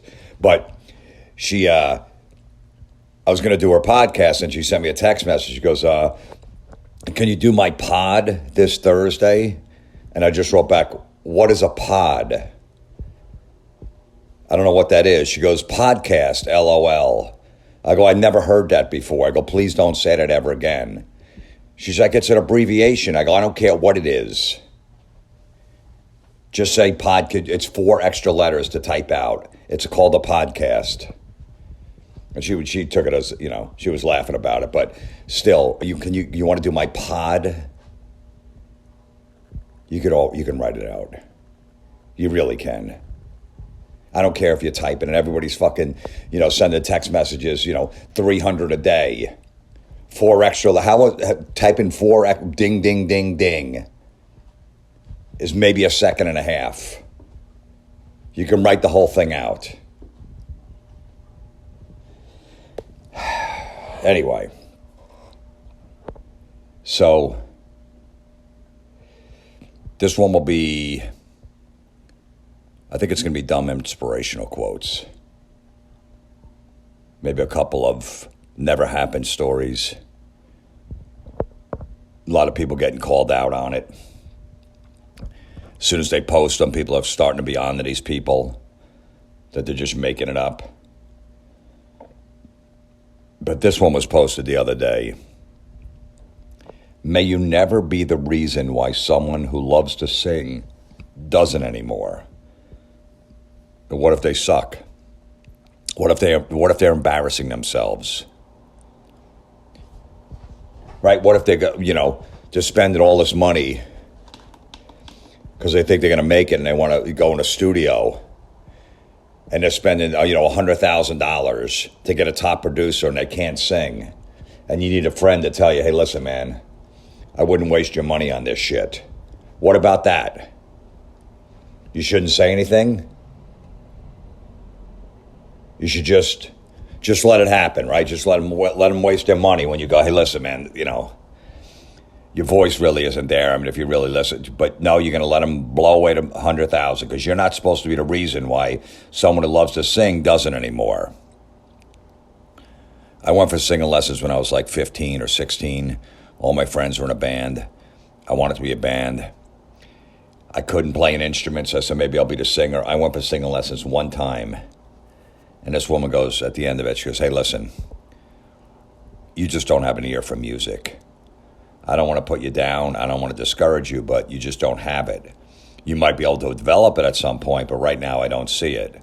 So it's up to you if you still want to take singing lessons. And I said, I appreciate you being honest with me. And I knew I had a shitty voice because I'd sing like a little cassette recorder over some like Metallica or something like that. I go, I stink. And that woman didn't crush my dreams. She was honest with me. She was like, I could take your money. You could keep coming back. At some point you might, but you just don't have it. She didn't crush my dreams. I moved on after that. I go, all right, good. That's good to know. I tried it. A professional told me I stink, and then I moved on. Now this quote continues. Or why someone who dressed so differently now wears standard clothing. Okay, so what if you're a girl and you're wearing short shorts to work and your ass cheeks are hanging out, and the boss says, hey, that's not appropriate, and you got to dress better and, more businesslike and more conservative, and she keeps going in with her ass cheeks hanging out, going, I don't give a fuck, I do 25 squats a day, I do my burpees, and my ass looks good, and I want to show off my body because I work hard and I'm proud. So you're supposed to not say anything? And the boss goes, listen, I told you, you can't dress like that at work anymore. This is a professional fucking environment here. If you keep doing it, I'm going to have to get rid of you. So you're supposed to just not say anything. She comes home from work, goes, my boss threatened to fire me if I keep wearing these short shorts and my ass cheeks hanging out. Fuck him. Why? What's the difference? I'm just sitting behind a desk. I'm doing my work. It's not affecting my work. You're supposed to not say anything. Yeah, I don't know. Yeah, I mean, that's crazy that he's doing that to you. Fuck him. You do have a nice ass, show it off. And then she gets fired. So, you go, oh man, I should just tell her, just fucking, you can't wear it in that certain situation. That's just life. But you're not supposed to say anything. So let that woman get fired. Let the person that wants to sing waste $100,000. Then this woman, make her lose her job because she won't wear other clothes. Keep it quiet, because this is the inspirational quote. You don't want to be that person. The quote continues, or why someone who always spoke of their dreams so widely is now silent about them. Okay, so going back to the same with the singing lessons, it didn't work out. Then maybe that was a dream of mine for a minute or two that I wanted to be a singer in a band. So if someone, has a dream about doing something, you're not supposed to say anything, even though it's not going to work out. I had a couple friends when I first started doing stand-up comedy. They tried at the same time, too. It didn't work out for them. They did like 3 or 4 shows and and they just went in a different direction. And it was fine. I didn't tell them, hey, man, you guys suck. They just figured it out. This isn't for me. And they moved on. And it wasn't for them. But, so if someone's trying to pursue a dream, no matter what, you're not supposed to say it, even though you're like, hey, listen, this ain't going to fucking work out. You want to buy some little business in town, some like dog grooming business, and you want to open up a store and it's $5,000 a month for rent, and there's 6 other dog groomers in the area, and it's in a bad spot, a bad location, it's tough for cars to get in that little strip mall, nothing ever works, all the shit always goes out of business. Out of the 9 fucking stores, there's only 2 of them are full, the other 7 are empty. It's just a shitty area, it's just not a good spot. You're supposed to not say anything, just let them do that. Fucking crush their dreams, let them open that fucking place, spend all their money, and then nobody comes in. Nobody knows about the place, nobody gives a shit. They all go to their dog groomers, wherever they've been going in town for years, but you're not supposed to say anything. Just keep your mouth shut. So far, this inspirational quote sucks. Everything about it stinks. It continues, may you never be the reason for someone giving up on a part of them because you were demotivating, not appreciative, or even worse, sarcastic about it. So in other words, no matter what anybody comes up with, just keep your fucking mouth shut. Let them die a slow death. Let them make a bad decision. And then go, I was going to tell you about not doing that, but I didn't want to crush your dreams. Why didn't you? Yeah, I knew it wasn't going to work out, but I didn't want to be the one. Even though, the odds of that happening, whatever the fuck thing you were going to do is maybe 1%. And I should have told you, just focus on something else. But I didn't want to crush your dreams. But even though now you're $100,000 in the hole, You know, you feel better about it that I didn't say that back then? So just coddle someone. That's what the bit is basically saying. No matter what they want to do, no matter what they say, no matter whatever dream they have, whatever they want to do, even if you think it's not right, don't give any advice. Just keep your fucking mouth shut. It's like when you try to fix a problem with a woman. She doesn't want it fixed. She just wants you to listen. You know, so the guy is like, oh, no, we'll just do this. I'll go do this. I'll do that. And we'll just fix it. No. And they don't want that. They just want you to listen. And at some point, you figure that out. Like, okay, well, just sit there. I don't know. You told me the problem. That's what it's an easy fix, but you just want me to just ignore it. Okay, no problem. So tomorrow we're going to run into the same problem again. And I'm just going to go, oh, that sucks. Oh, man, that's too bad. Shit, man. Wow. All right, well, whatever. I mean, hopefully tomorrow will be a different day. Just keep doing that. That's work. That's fucking wonderful. Nobody's allowed to take any constructive criticism. Remember that. Because they take it personally. And especially with this one, don't say anything about anything. Don't be that person. There's a lot of comics, they meet a girl. Or even happens with the female comics, too. They're in a relationship, and then, you got to bust your ass. You got to be out every night. You're making no money, especially in the beginning. And they're like, hey, I want to spend time with you. And every weekend you're working, and you're making, in the beginning, who knows, $25, $50, maybe nothing. You're driving an hour or 2 hours just to get on stage to try to get in a club or whatever. And they're like, well, what about our relationship? We're supposed to go out. We're supposed to do shit. Tuesday night, hey, let's watch, whatever the fucking Stranger Things. Yeah, no, there's this open mic night, comedy night I'm going to go to. I'm going to try to get on stage tonight. And like, well, you're not even getting paid. Though you're going to spend time with me. And it fucks things up. It does. So I get it. You're in a relationship and, that's what you're going to have to do. And then some people like, well, it's either me or the comedy career, because you're not making any money. You're barely around. You work nights, they work days. You fuck, two different schedules. And you got to I've seen so many comedy careers where there could have been at least 20 comics that I know that could have made it, had Netflix specials, but got in a relationship, had a couple kids, got married, and had to get a normal job because the husband or the wife was pounding away at him to go, stop with that. You only bring in $350 in a week. We need health insurance. We need to bring some money in. We got a kid now. We need to move to the suburbs, wherever the fuck it was, and basically crush their dreams. So I get it. So you got to make that. It ruins a lot of relationships, a business like this, especially in the beginning. When you're making nothing and people, someone's got a good job, a set salary, fucking benefits, all that shit. We got nothing. And they're like, what are you doing this for? So I get it, but what are you going to do?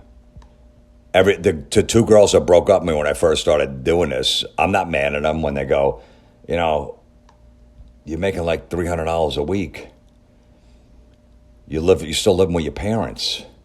The fuck are you doing? I'm like, I don't know. I like doing this. So, and then they're like, all right, well, I can't handle this kind of lifestyle. And I'm like, I'm not mad at them. I'm like, fuck you trying to crush my dreams. I understood. I'm like, all right, move on. Go marry some fucking dud.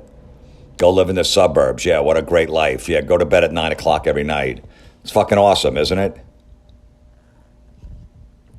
Meanwhile, I say that I've been in the same hotel room for 4 straight days by myself, isolated. So maybe they won. Maybe they did. I just go out for the fucking comedy show that night. Maybe they did. Who the fuck knows?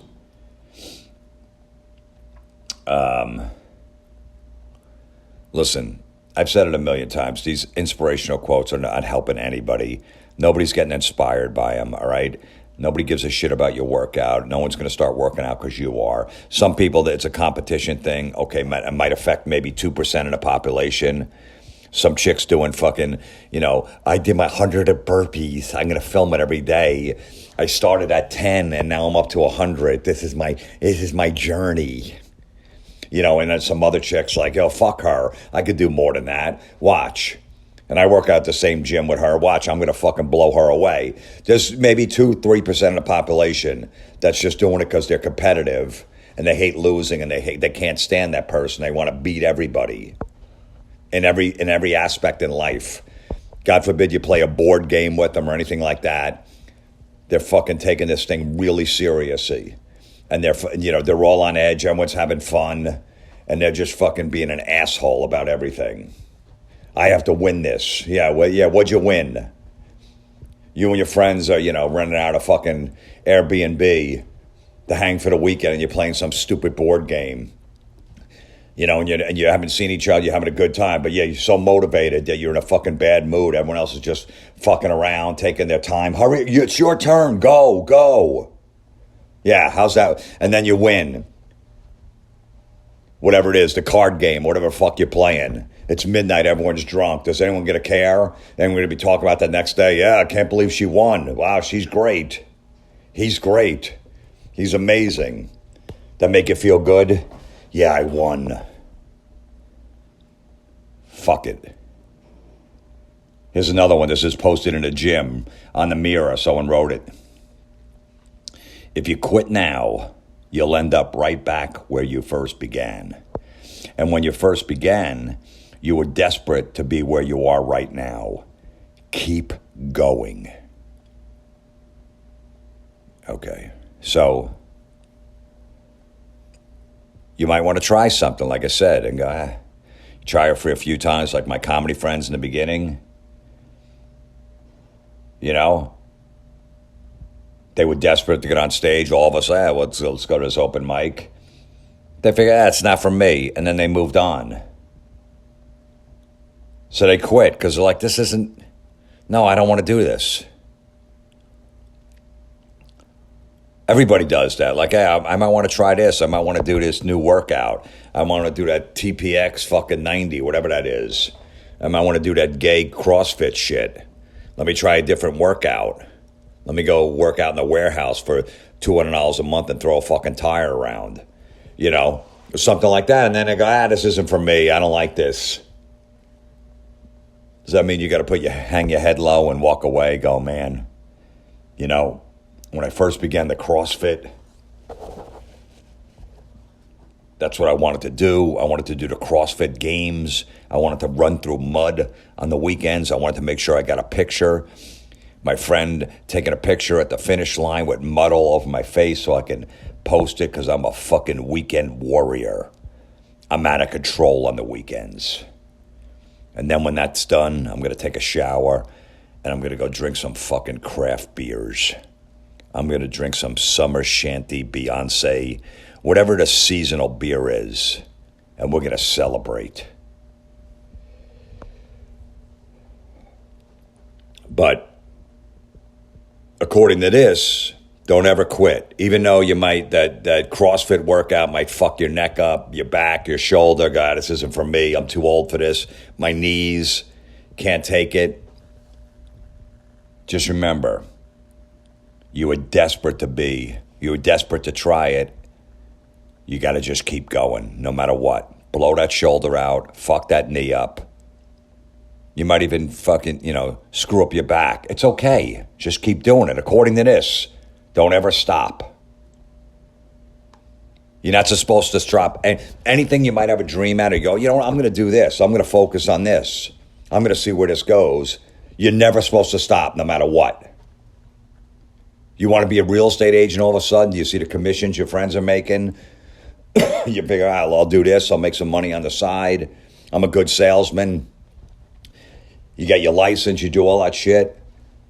6 months in, you're showing like 2 houses. You made 1 commission because one of your friends fucking moved from one place to another to 2 towns over. So that's the only reason you got that commission. You left your job. You made like fucking $3,500 in 6 months. Should you keep going? Or you go, hey, you know what? Let me go back to my fucking job. Let me go back to the corporate world. This isn't for me. I can't fucking deal with this. These real estate agents are brutal. They're fucking savages. It's too competitive out there. I don't want to deal with this shit. Let me just sit behind a desk. So you gave up. You're supposed to feel bad about yourself? fuck up your self-esteem, or just go, nah, it wasn't for me. It wasn't for me. Before I got into comedy, all my family were into like real estate and shit like that. Investing properties, fucking, fixing up old houses, reselling them and shit like that. Doing all that. They wanted me to go to real estate school, get into business with them, learn all that shit. Do construction. Sometimes you had to do the houses yourself. I did it for like 3 months. I go, this isn't for me. I'm out. And like, all right, fine. They went their way. I went my way. That's where I got all those stories about shitting in a spackle bucket, on the construction site, putting it next to people, shitting in a bag. My friend I told the pissing in the ice cube tray, all those construction stories. That was from, working for my older brothers in these shitty houses. And I was miserable doing it. But I should have stuck with it because I was like, man, they've done pretty well in it, but, what am I doing? Just fuck. These are dumb inspirational quotes. Just fuck with your self-esteem is what they do. That's it. That's what they do. Because if you don't complete this mission that you're on, that means you're a failure in your own mind. And now you got to walk around like that. Man, I fucked it. I couldn't do this either. I couldn't do this. I always tell my kid, I go, find like 2 or 3 things you're good at. And who gives a shit about the shit you're not good at. Don't focus on that. Just focus on the 2 or 3 good things that you're good at in life, and it'll be fine. You don't have to be great at everything. And if you're not, you move the fuck on. Jeremy sent this one. He goes, hey, Jim, I saw this on Instagram, and it hits the mark for everything anyone should be able to hate or at least be irritated by. Also, to notice the ridiculous names and spelling that all these wine moms give their kids now. Absolutely brutal. If my kids brought this for my wife, I'd throw it in the campfire. Jeremy in Michigan. That's beautiful. So there's this wooden fucking piece of wood. I guess it's a good Mother's Day gift. You get it at like, Hobby Lobby or some shit. One of those places. And it's like carved in the wood. It says, you are the mom everyone wishes they had. This is custom made because they put the kids' names underneath. I guess, she's a mom of 4. So it says, you are the mom everyone wishes they had. And then 4 names underneath. And listen to these names. Hayden, Hayden, Taylor, Jackson, Jackson, not the regular Jackson. This one's special. We're going to put an X instead of a Jackson because I have a feeling. I mean, we were picking baby names, and then when that baby popped out, and you're in that delivery room, right, and you got to fill out the birth certificate there. Don't you have to give the information, if I'm not mistaken? And the nurse comes in, yeah, we got to fill this fucking thing out. What's his name? What's this fucking creature's name? Yeah, Jackson. Yeah, okay. No, but no, not spelled Jackson. It's going to be Jackson. This baby's going to be different, and the nurse is going to look over. Don't look any fucking different to me.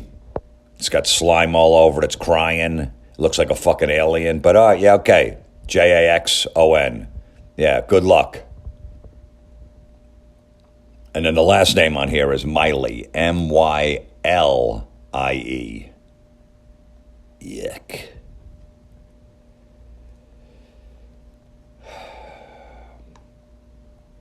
And someone that posted this on Instagram goes, I bought this for my mom for Mother's Day, and she loved it so much. She said that it was beautiful, and she got teary-eyed. Highly recommended. You get it custom made. It says, you are the mom everyone wishes they had, and then you put all the names on it. I mean, look, that's nice for a mom. The kids get him something. Because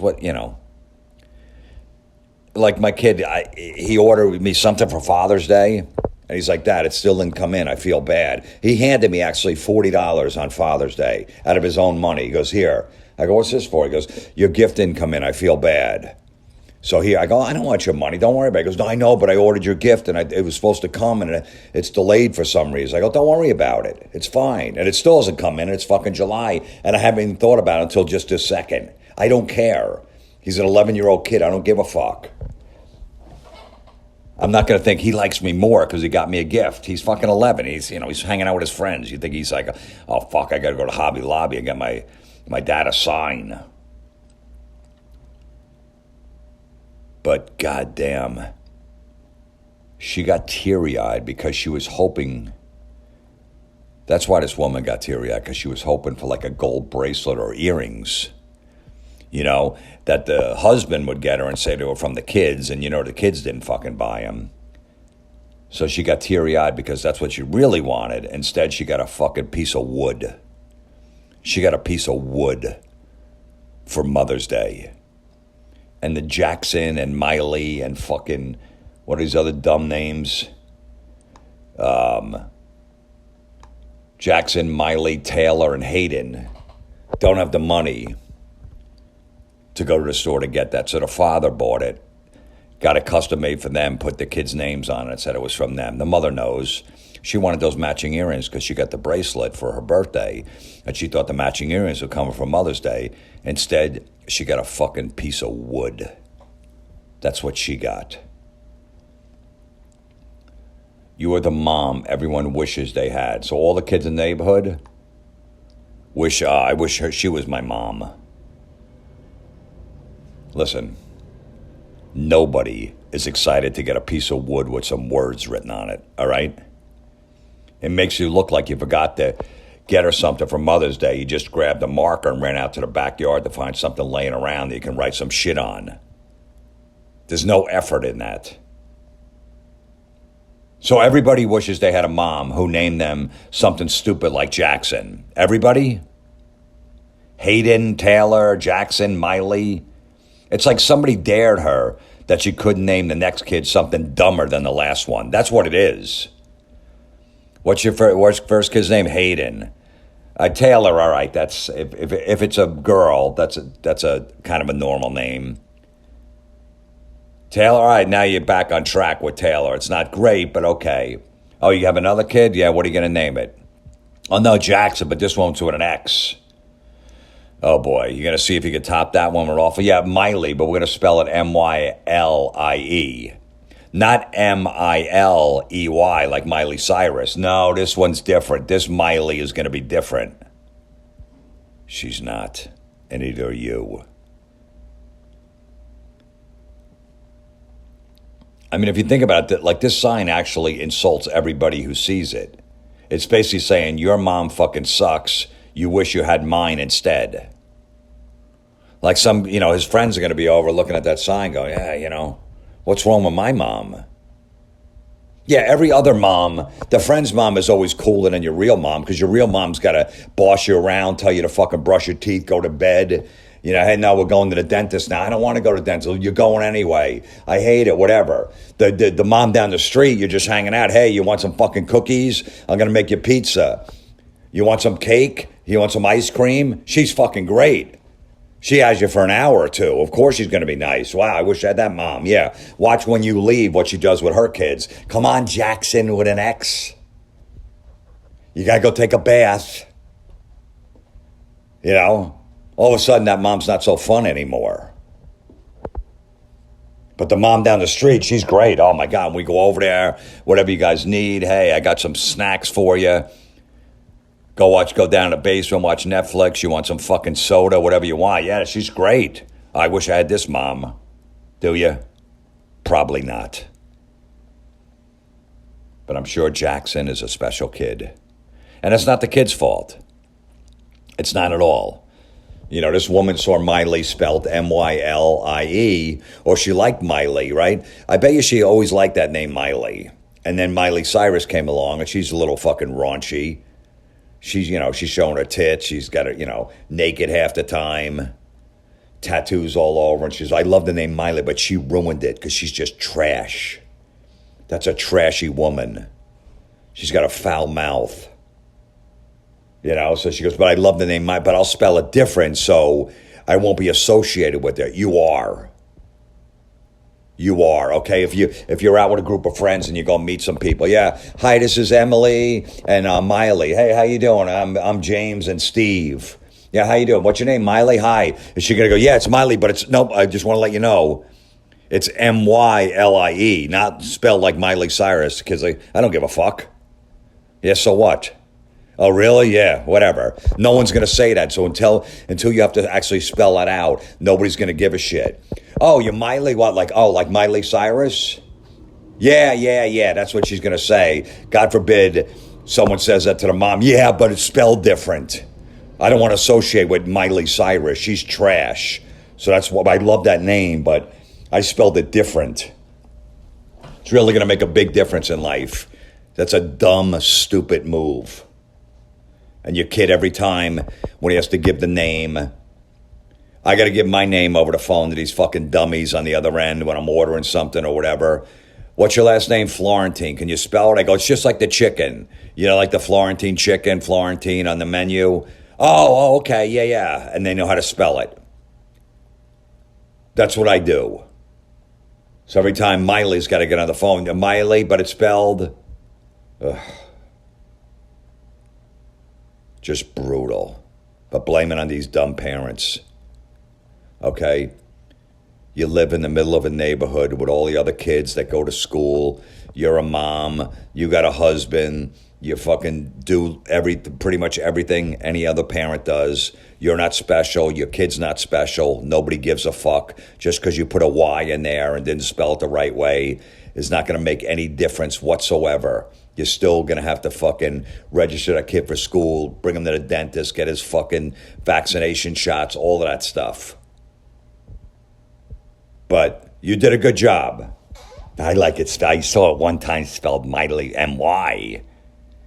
Fucking cunt. I don't know why I'm so mad. I don't even know these people. This woman got a fucking piece of wood for Mother's Day. She's got to live with that. What happened was the husband ran out of gifts. He's like, oh, fuck. The kids could just write a card. Hey, Mom, I love you. You're the best mom in the world. Then that's all they needed. But he's like, let me go get a fucking piece of wood. Like, what's his name that sent it and said, yeah, just throw it in the campfire. Wow. But it's custom made. So you put your kids. Look, when my mom was around, there's 7 of us. We got a collage of all the kids. The grandkids, a picture of them, like 13 or 14 of them, whatever the fuck we have. Yeah, we made it, and she put, oh, this is awesome. She put it on a wall. That's fine. All the grandkids in a regular picture. We didn't get a piece of wood. That's a guy who ran out of gifts and didn't know what else. When someone puts a lot of pressure on you, when it's all about gifts and what you get them, and you have to top it every time, another birthday, Christmas, anniversary, or anything comes up, it's a lot of pressure. And when that guy comes, got the fucking tennis bracelet, real expensive tennis bracelet, and she was hoping for the matching earrings for Mother's Day and didn't get them. And he's like, oh, this is different. I'll put the kids' names on them. Imagine that person that had to carve that. Hey, yeah, put these fucking dumb kids on here, Jackson, Miley, Hayden, and Taylor. But Taylor's spelled the right way. The rest of them, the spelling's all fucked up. So get a pen. Are you listening? Because we can't get the spelling wrong. No, it's Jackson. I know how to spell Jackson, like Reggie Jackson. No, it's different. Miley, yeah, like don't worry. No. If that was me making that sign, I'd fucking spell them the right way. And go, yeah, sorry, too bad. This is what your kid did. That doesn't make sense the way it's spelled, so I'm going to spell it the real way. Too fucking bad.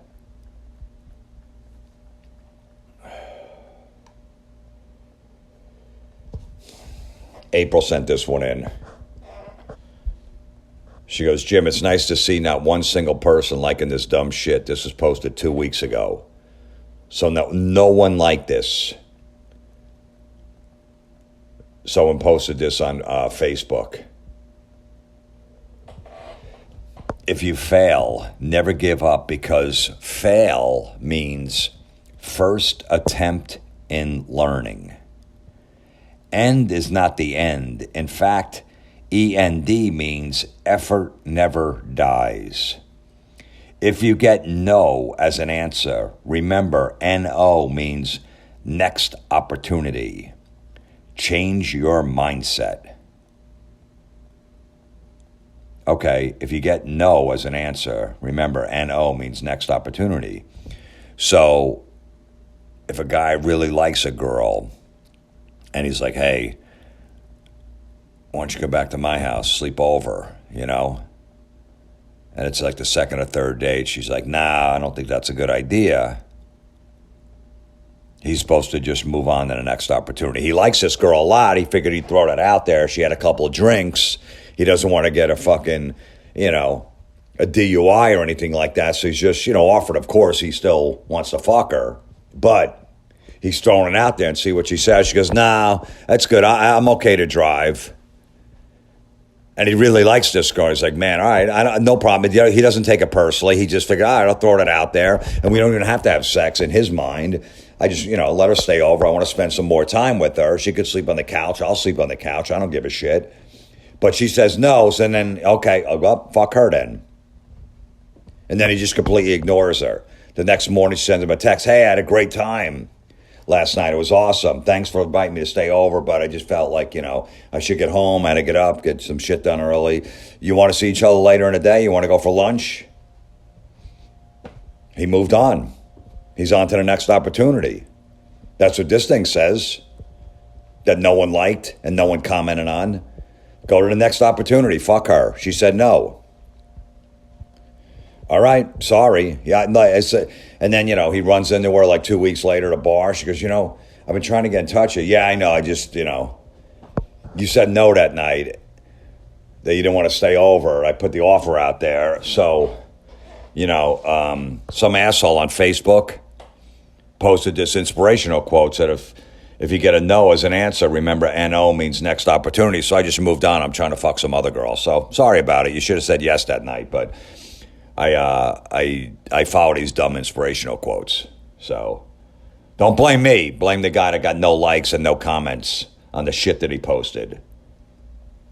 You know, but don't give up. You know, there's other guys out there, because if you fail, never give up. Because also in that inspirational quote, he said, FAIL means first attempt in learning. And end is not the end. In fact, END means effort never dies.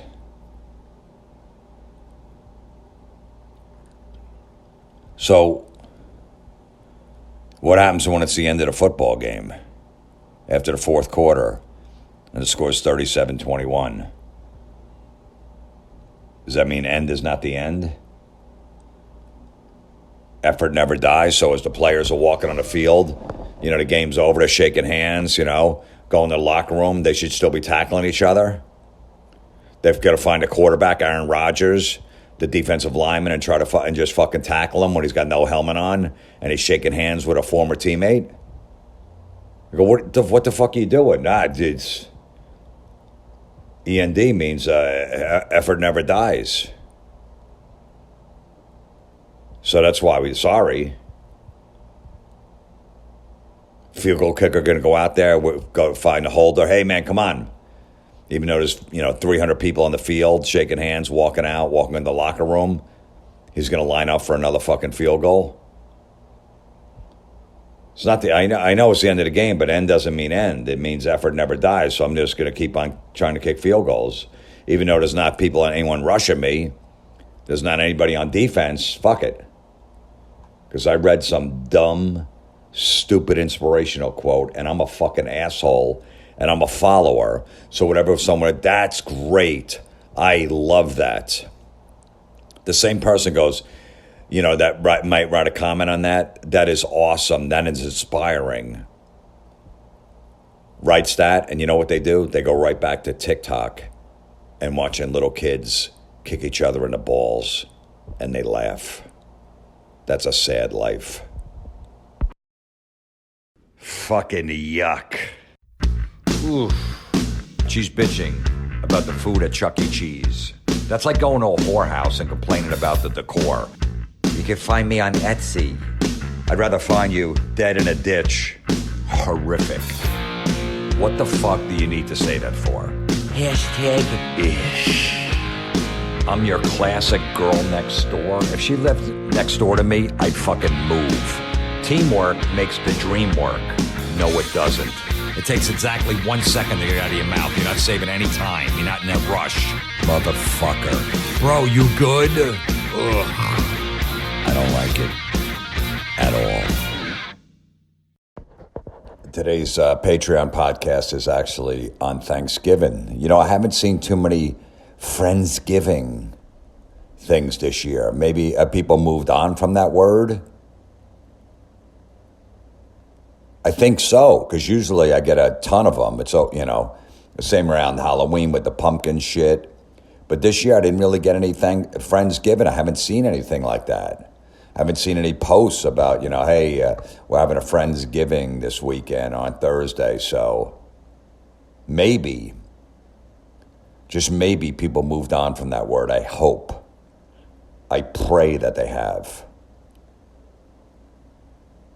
Just say, hey, you guys want to get together? A bunch of us are getting together, and that's it.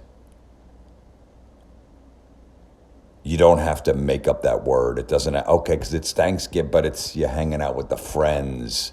So it's not like a family thing. We get it. We understand what it is.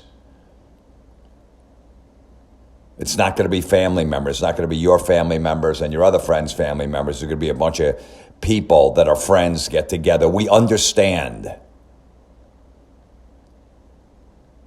No reason to give it that dumb name.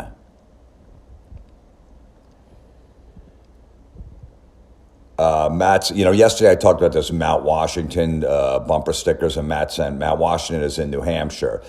Yeah, I understand that, but these bumper stickers is the Pittsburgh Mount Washington, because you take this tram car, whatever the fuck, up this slope, and if you get to the top, you can oversee the city of Pittsburgh. So there's like a view up there, and there's like a whole neighborhood up there and shit. So that's where those bumper stickers come from. So basically, you know, you went up there and you oversaw the city of Pittsburgh, and that's what a sight to see. I mean, you get up there, because I've seen it before, like, whoa, look at those buildings. Look at those tall buildings. It's pretty cool. Look at an insurance building over there. Okay, so that's where the Pirates play, and that's where the Steelers play. Okay, I see that. And then there's a bunch of bridges that connect, you know, the suburbs to the city. Okay, yeah, I see that. Bunch of rivers, Three Rivers Stadium, it used to be called, PNC Park. That's what it's called now. And it used to be Heinz Field, but now it's called something else. But yeah, so anyway, you get up there and you can go, hey, look, and it's wow, this is pretty nice. It's a 6-hour drive from my house, you know. It was worth 12 hours round trip, and that's it. If you don't hit any traffic, to go look at the view of Pittsburgh. We probably could have just fucking Googled that and looked that up somewhere. I'm sure there's pictures, and you just fucking image the pictures and you could see the view and go, oh, good, we just saved fucking 12 hours in the car and a lot of gas. And there's the view of the fucking city. It's wonderful. Because Pittsburgh's known for their fucking, you know, their building structure and how fucking the architect shit. It's like, wow, look at the fucking way they build buildings in this city. It's pretty fucking cool. Is that a new apartment complex they're putting up? That's pretty nice. Look at that.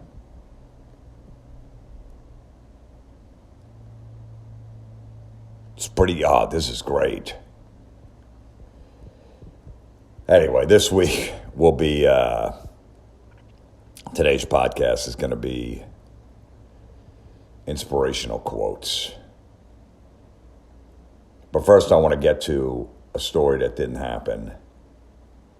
Once again, some nosy fuck on next door letting everybody know, hey, Well, first I want to, this one Matt sent in, he said it got over 3,000 likes. This woman, she's got the Ukrainian flag in her profile, so you know what that means. She's pro-Ukraine, and she doesn't like that Russia is fucking with Ukraine. It's a hot take on that. Wow. You went out on a limb with that one. Now, I don't know what the abortion laws of Ukraine are, but they're usually pretty strict, those fucking countries over there. Like, so ours are pretty lax here. But she doesn't look into that with her Ukraine flag. But she writes, them, this is a fake conversation. She needed some attention this day. Them, she writes, how old are you? I don't know who them are. She doesn't specify who them is. So them asks her how old she is. She goes, me, 33. Them, and you don't have kids? Wow. Time to get on that. Me, I've had 7 miscarriages. Them, looking incredibly uncomfortable. Me, and I hope we've learned a lesson in asking inappropriate personal questions. And then she wrote the end. You know how they go, when they do the end go? She spells it A-N-N-N-N-N-N-N-D.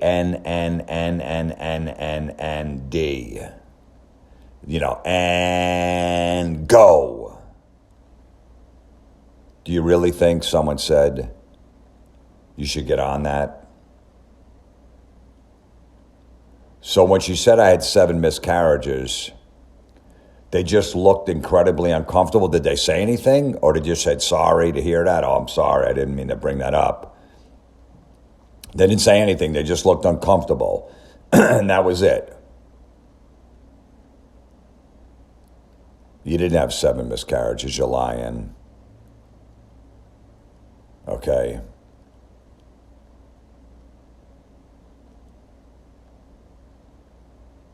And any guy that reads this goes, I got to stay away. That fucking pussy's got to be polluted. She's already had 7 miscarriages and she's 33. God, what the fuck's going on down there? Maybe Russia should nuke her fucking snatch. You know what I mean? Get the word out to Putin. Hey, look, send the fucking missile. Let it land in between this woman's legs because she's had 7 miscarriages already.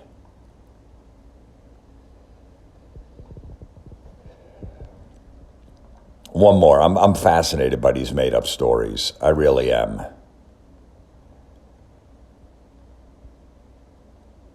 You get your little adrenaline rush. You get your little hit. People are talking about you, and then they move on. It's like,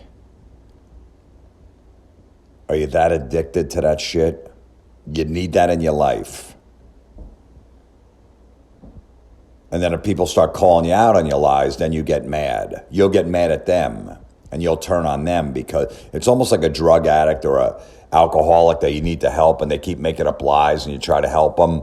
And as soon as you say something that they don't want to hear, they cut you off. And then all of a sudden, you're the bad person. This is what happens with these. So Joe sent this in. On Nextdoor, one of them nosy fucks. If you join a Nextdoor app for your neighborhood, just know that you're a nosy fuck. There's no other way around it. I don't give a fuck. All right, so someone tried to, steal a car 5 houses away. All right, well, they didn't try to steal mine. What do you want me to do? I lock my car every night. That's all I could do. If it gets stolen, it gets fucking stolen.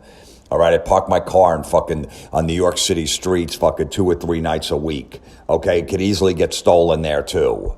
What do you want me to do? It could get stolen at the airport, wherever the fuck I am. It could get stolen in a supermarket when I'm in there fucking shopping. What would you like me to do? I don't know what else?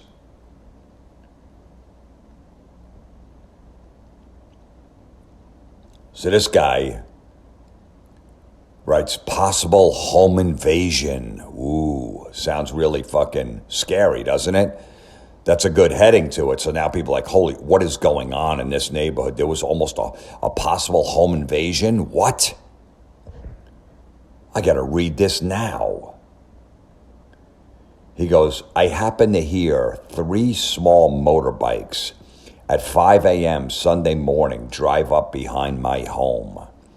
They stopped at my backyard gate that faces the golf course.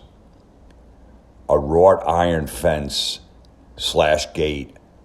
3 individuals dressed in black and dark clothing turned their motorbike lights off and tried to open my back gate that opens onto the golf course. I immediately turned on all our outdoor yard lights, and they drove off on the golf path without their lights on. Those whose homes back up this golf course may want to put a lock on your back gate and keep motion detector floodlights on in the evening. I reported to police the next day, but of course it was after the possible break-in. The golf course is pitch dark at night with easy access and a view via golf cart paths into homes that back up the course. Please don't think it can't happen here at Twin Creeks Golf Residence.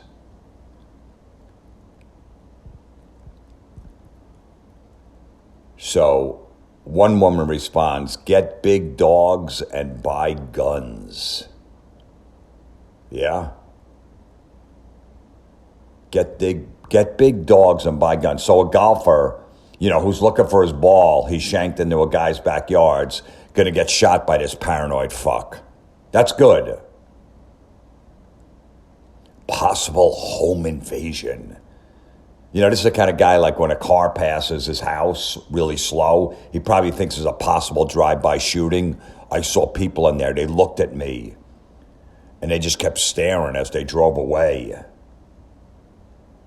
I love how he goes, please don't think it can't happen here at the Twins Creek Golf, because, of course, he ends it with bragging that he lives in a rich community, and this kind of shit usually happens in the poorer areas, but it could even happen in my very, very wealthy neighborhood.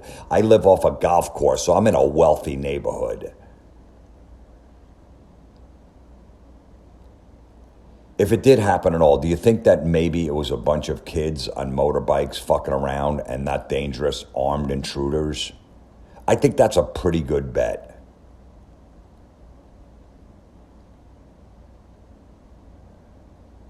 Now, if you think about it, right, the point of a home invasion is to rob the place, right? So how are they going to get away with all this shit they take if they're on motorbikes?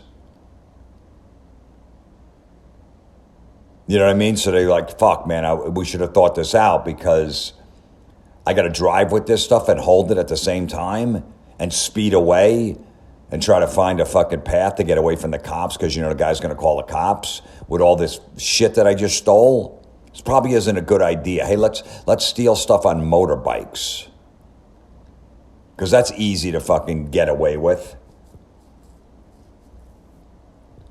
And why would the break-in be at dawn at 5 in the morning? Wouldn't you do it at like 2 or 3 in the morning when you know it's going to be dark when you leave?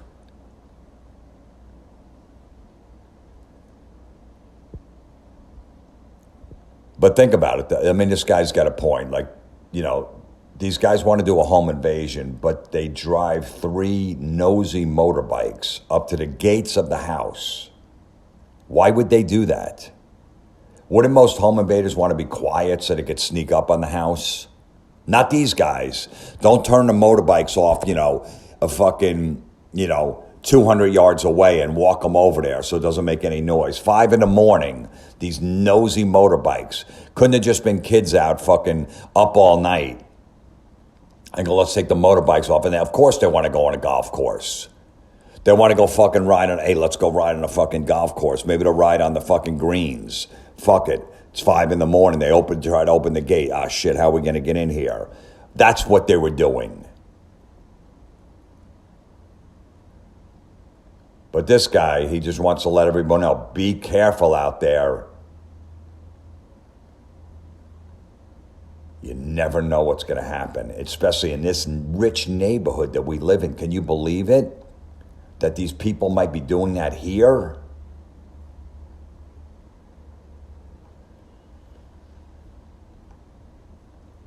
All right, Kevin sent this in. He goes, Jim, some chick in my office has this sign on her desk, and it says, strong is the new pretty. And then he writes, of course she's ugly. So strong is the new pretty. No. Pretty is always going to be the pretty. Just because you're strong is going to make you pretty. Okay? You start dating a girl, it's a 2 on a scale of 1 to 10. Your friend's like, she doesn't seem like your type. Yeah, I know, but, she's strong. So I give her an 8. Yeah?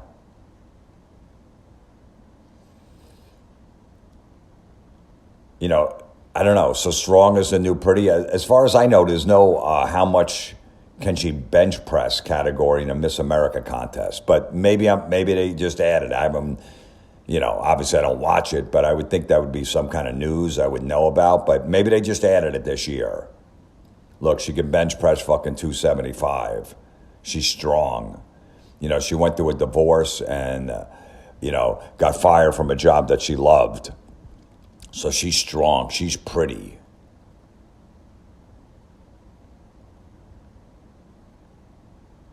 Listen, the new pretty is the same as the old pretty, all right?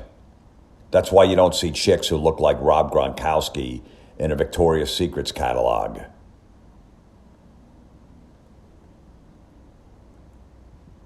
You think you're ever going to hear your friend go, hey, look, man, my new girlfriend's got a lazy eye and a couple teeth missing, but she could deadlift 300 pounds. So, did you know that strong is the new pretty? You didn't get the fucking message?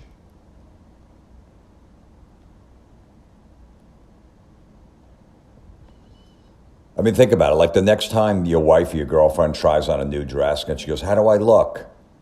It's probably not a good idea to go, that dress makes you look really strong. She's like, what do you mean? You saying my arms are muscular? I don't want muscular arms or legs. Are you saying my legs, because I work out a lot and my arms? I don't want that. That's fucking, I don't want to look manly. Nah, but you didn't know that strong is the new pretty? You didn't hear it?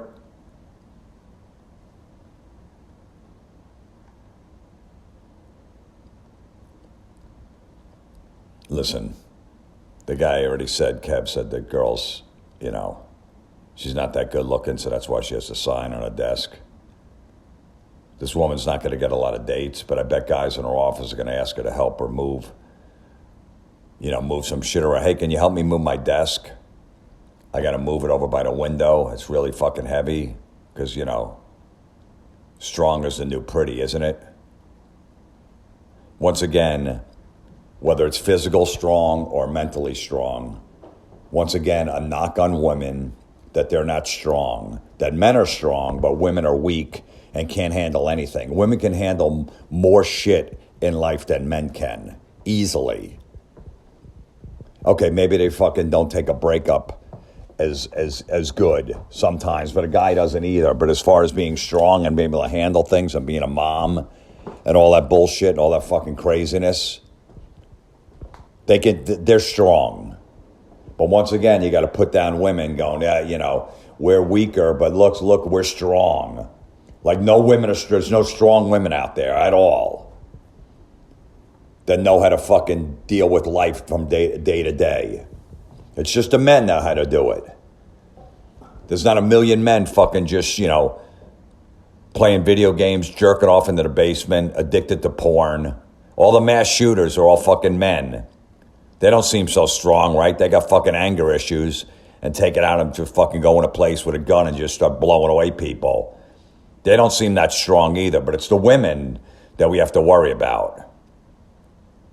I just wish they were stronger. If we could just come up with a fucking sign that I could put in my cubicle at work, people are going to get the message. It really is embarrassing to your gender that's going on, that these women got to keep. We know, okay? We understand that. And for the 5% that don't understand, that just go, oh, women are weak and they don't know how to do anything, what the fuck are you going to do? Leave them alone. They're never going to get it. Who gives a shit?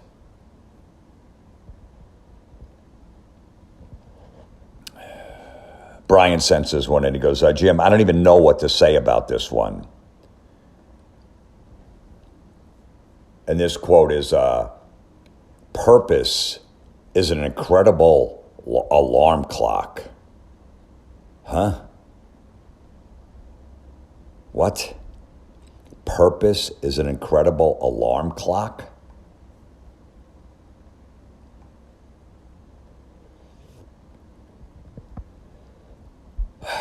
You know what's better you know what's a better alarm clock than purpose? A fucking alarm clock. I don't think purpose cares if you oversleep. I really don't. You know, it doesn't seem like you get a good night's sleep if you're always worried about what your fucking purpose is. So, according to this, the only reason to get up in the morning is to get important stuff done? What if you want to spend the day just relaxing on the couch, watching some games? I think you'd want to wake up for that, right?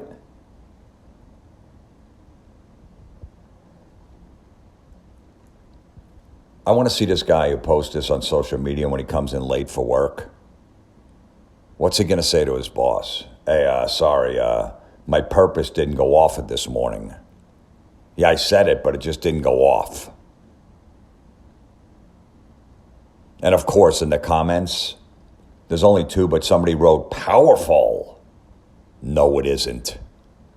It's fucking dumb. Everybody has purpose, okay? Whether it's going to work to make money or raising kids or just having something that they have to fucking do that day. They still need a fucking alarm clock to wake them up at the right time. I got to do laundry today. Is that my fucking purpose? And then somebody else wrote, ooh, I like this, with 3 cartoon fists. Nobody gives a shit whether you liked it or not, all right? You don't have to post every time you like or dislike something. Nobody fucking cares. I wish those fucking cartoon fists were punching this guy in the head. That's another thing that we got to take away. Besides taking away the comments on everything, take away the likes and dislikes. I think YouTube maybe took away the dislikes. I don't know. I thought maybe they did or whatever. But take away every like and dislike. Take away all comments. Let people post shit because you're not giving them what they need. You're not giving them all the likes. You know what I mean? You're not giving them that fucking attention that they crave. They're not going to know how many people saw it, how many people liked it, how many people didn't. Take that shit away. That's how you stop this fucking madness. You're just encouraging these fucks. When that one got fucking 3,000 likes on her, you know, her pussy being polluted because she's had 7 miscarriages, that's just giving her more fucking ammo for the next time. I got to come up with another one. Look at all the likes I got on this. Okay, it didn't fucking happen. Nobody looked at you. Oh my God, you got to get on that. You're 33. You better have kids. Yeah, I've had 7 miscarriages. Oh, awkwardly looking face. No response to what she said. But, you know, hey, that's what happens when you ask stupid questions. What the fuck you and with her fucking 11 N's in there. Take away the likes. Fucking just get rid of them. You're just encouraging these fucks to post this nonsense. A purpose is an incredible alarm clock. Everybody's got to get up every day for something. For something. Like I said, even if you want to watch fucking games all day, even if you're got some Netflix series you're watching, and you go, yeah, I'm gonna start as soon as I get up. I'm gonna have breakfast. I'm gonna fucking plow through this thing. I'm spending 9 hours catching up on this fucking show. Just had someone to write powerful. Yeah, what did that do for you? Did that change your life? Because you read that? Now all of a sudden you have purpose in life. Before you didn't. You were wandering through life not knowing what the fuck to do. But all of a sudden, this guy, put this up. You're like, wow. That's amazing. I never knew what I was getting up for every day. But now, it all makes sense. Because purpose is an incredible alarm clock. You have a purpose in life. Did you know that?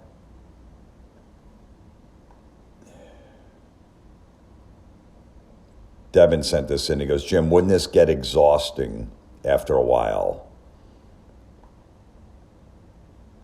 So this quote is, be the kind of woman that when your feet hit the floor each morning, the devil says, oh no, she's up. Why would the devil say that? Why would the devil say, oh no, she's up?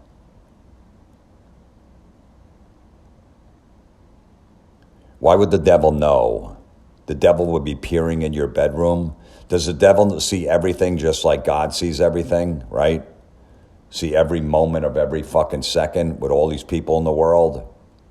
So the devil has that power too? Is the devil hanging out in hell, fucking, running everything, and then he's like, what does he have, big screen, like monitors? Like, is that what and he's just watching everybody on video? Like security cameras? So he's got one in this woman's bedroom and he's fucking distracted. Maybe some people at work for the devil like, hey, you still want me to fucking torture this guy that molested kids? You still want me to fucking stick him with a wrought iron and fucking just twist it into his gut? You still want me to do that? Yeah, hold on a second. Oh, wait. Yeah, wait 1 second. Oh, shit. See that monitor all the way up there on the left? She's up. You sure? You sure she's not just right now? Look, the 2 feet just hit the floor. She's up. I don't know what she's going to do, what this woman's going to do. Is she going to go out there and spread the word that the devil's bad and the devil will make you do shit that you don't want to do? She's trashing the devil every day. Is that what you're worried about? I think everybody knows. That whole fucking stupid saying, the devil made me do it. The devil will make you do that shit. When you decide to do something stupid, because it didn't come from God, so it came from the devil.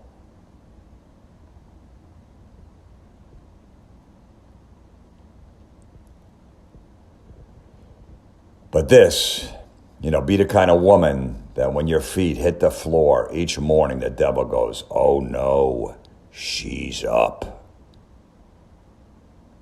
The devil don't give a fuck about you. When this woman dies, is the devil going to fucking really give her, she goes down to hell? Is the devil really going to go, man, you were fucking me for a long time, man. You were a problem. Like Bruce Smith, he's the defensive end for the Buffalo Bills. Back in the day, he would fucking sack Dan Marino constantly. He would have his best games against him. And Marino was always like, man, you were a fucking problem. Afterwards, they became friends and shit like that when they both retired. Is that going to be the same situation? Like Bruce Smith would terrorize Dan Marino and sack him all the time when the Bills would play the Dolphins 2 games a year. Would that be the same way? Like, man, I couldn't believe it, man. Every time, I got to face this fuck again.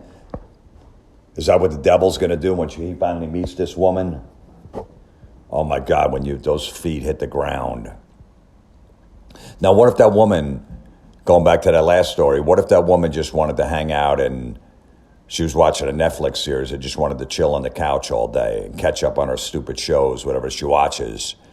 What if she wanted to do that? So why would the devil be worried about that? She's just watching 8 hours of a TV series. So I think the devil doesn't have to worry about that day, right? And what if she's got 3 kids and it's got a packed day of fucking dropping them off at school, picking them up. Then one kid's got this going on, another one's got this activity going on. She's got to go fucking food shopping, all this stuff. She's got a full day running around. They got games that night. She's got to make dinner. She's got to feed them lunch before they go back out.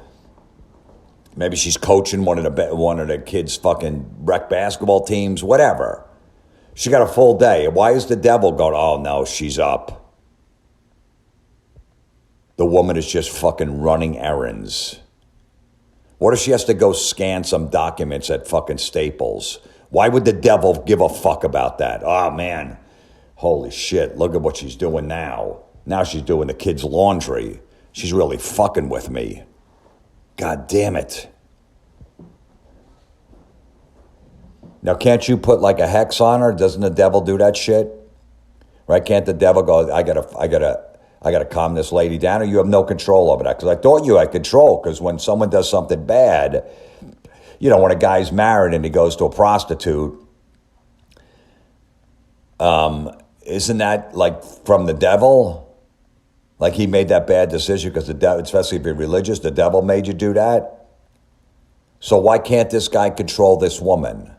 Why can't the devil control this woman? He should be able to.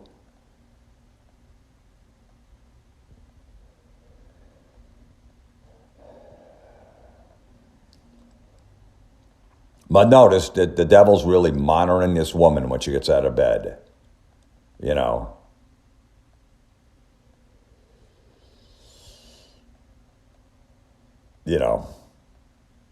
What's his schedule look like, the devil? He's like, damn, millions of souls to eternal damnation. Then I'm going to check if Monica's feet hit the floor yet.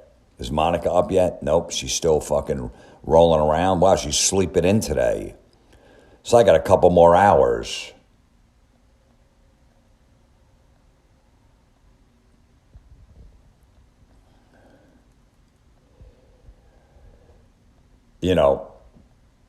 It actually sounds like this woman and the devil are in a bad marriage. He's like, oh, fuck. I can't get any peace and quiet when she's around. That bitch is always nagging me to stop torturing souls and go take out the garbage. That's what it sounds like.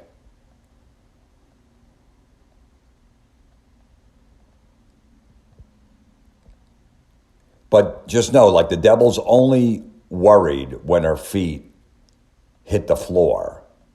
If she's laying in bed, he's got no problem with her, I guess, right? I mean, then if I were the devil, I'd have her get hit by a car so she's paralyzed so her feet would never hit the floor again. I mean, that's problem solved right there. And if she hits the floor with her feet, she's not going to feel it.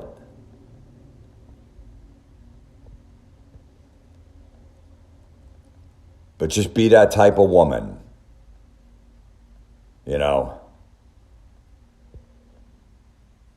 And what if every woman saw this and became that type of woman?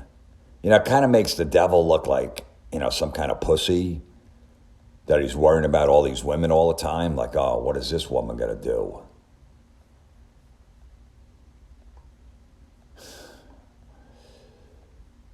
You just understand how ridiculous this shit is.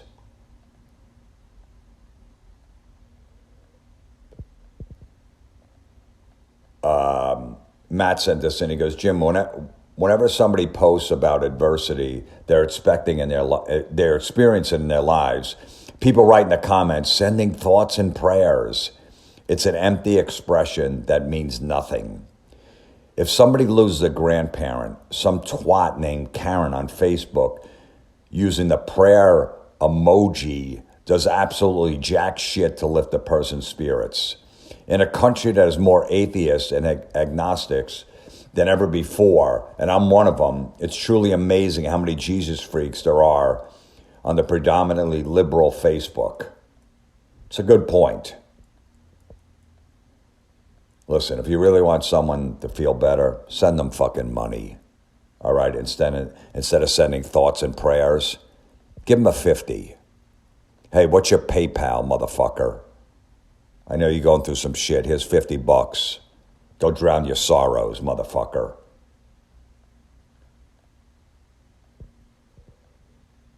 Think about it. All those fucks on Facebook. Like if your grandmother dies, it wouldn't hurt quite as bad if you end up with a couple $1,000, right? Everybody just said, let me send this guy money. I feel bad for him. He's going to miss a few days of work. He's got a lot of shit going on. Maybe this will help pay for the casket and the funeral, all that stuff. And he just has a little extra money, so he doesn't have to worry about that. I think that would go better than sending thoughts and prayers. Yeah, I'm sending thoughts and prayers. Yeah, well, I didn't get them. When do you think they might get here? Did you overnight them? Because you're in Colorado, I'm in New Jersey. So when do you think I'm going to get them? Because I haven't got them yet. I'll go check the fucking front door again. They're still not here. You know, if thoughts and prayers really work, shouldn't you be asking for them before something bad happens? Like, you know, hey, please send thoughts and prayers that I don't get hit by a bus on the way to work today. Because I had a dream last night, I did. So could you please send some thoughts and prayers? And what if you have like a big mix of like Christian, Jewish, and Muslim friends on Facebook? If they all send prayers, how do you know which prayers are the ones that are getting through? Right? Because all that shit's different, right? Their religion and their prayers and all that stuff. Just know, like, you know, when there's someone has a tragedy in their life and you just write sending thoughts and prayers, it's going to make that person get better. It really is. You know, it's going to make their grieving a lot better because you wrote that. But keep sending them. Instead of, hey, man, you know, someone close to this person, hey, man, if you need anything, just let me know. Seriously, anything. And then some people will hit you up on that. That's a lot more meaningful than everyone sending prayers, prayer hands. I guess send the prayer hands.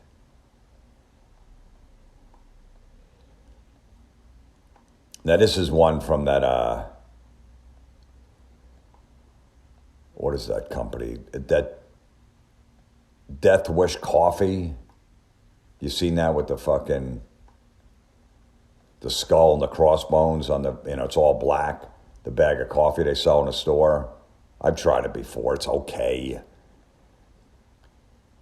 But Devin sent this and he goes, I guess this is supposed to be clever marketing for a coffee company. Who would find this amusing? Apparently 50-year-old men obsessed with telling everyone they love coffee. So this, I guess, is from this company. They put out there, canceling plans is okay. Making coffee just for yourself is okay. Plotting the revenge of your enemies is okay. Drinking coffee out of the skulls of your enemies is okay. It's called self-care. And then they put their Death Wish Coffee Company logo on the bottom. Whoa. Now I gotta buy this coffee. I've tried it before. It's just, you're like, oh man, this coffee must be strong and fucking crazy. It's okay. You know what I mean? But people go, oh, look at that. It's in a black bag and it just has this, it's almost like heavy metal coffee. Death Wish coffee with a fucking skull and crossbones. I gotta get this. This has gotta be fucking strong.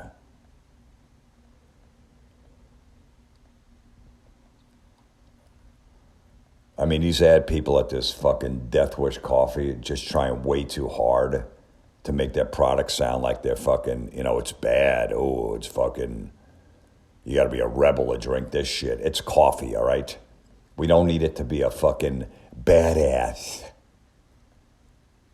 We just need it to help us wake us up a little in the morning, and that's it. It's caffeine, not fucking heroin. But hey, don't worry, canceling plans is okay. Yeah, no shit. People do it every day. You know what I mean? Really, canceling plans is okay? Oh, yeah, I guess it is. Making coffee for just yourself is okay? When was making coffee just for yourself not okay? I've never had anyone come up to me on the street when I was carrying a coffee and go, hey man, how come you don't have any for me? When I see my neighbor out front in the morning, we're getting our kids on the fucking school bus. If I had a cup of coffee out there, wouldn't he go, hey dude, how come you didn't make any for me? He would never say that. Nobody would ever fucking say that. Any neighbor driving by wouldn't roll down the window. Hey, how come you didn't make any coffee for me? Nobody would, because I don't know how you like it. I don't know what you fucking drink, and I don't give a shit. Make your own. You're living in a $500,000 house. Why the fuck do I gotta make you coffee? Nobody would think that. No, hey, I just make it okay. I make it every morning for myself. My kid don't drink it. It's okay. I was wondering that the other day. I'm like, should I be making this for myself? I mean, my sister lives like 15 miles away. Maybe I should call up, go, hey, I'm making coffee. You want me to bring some over? I have a feeling she'll say no.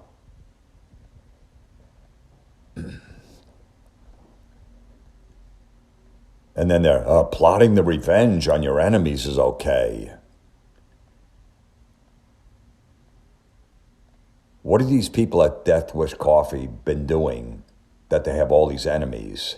Okay, they're grinding up coffee beans. They're not running a human trafficking ring. All right, it's fucking coffee. Drinking coffee out of the skulls of your enemy is okay. It's probably not. I'm pretty sure, you'll get called into human resources if you're drinking your coffee out of a fucking skull.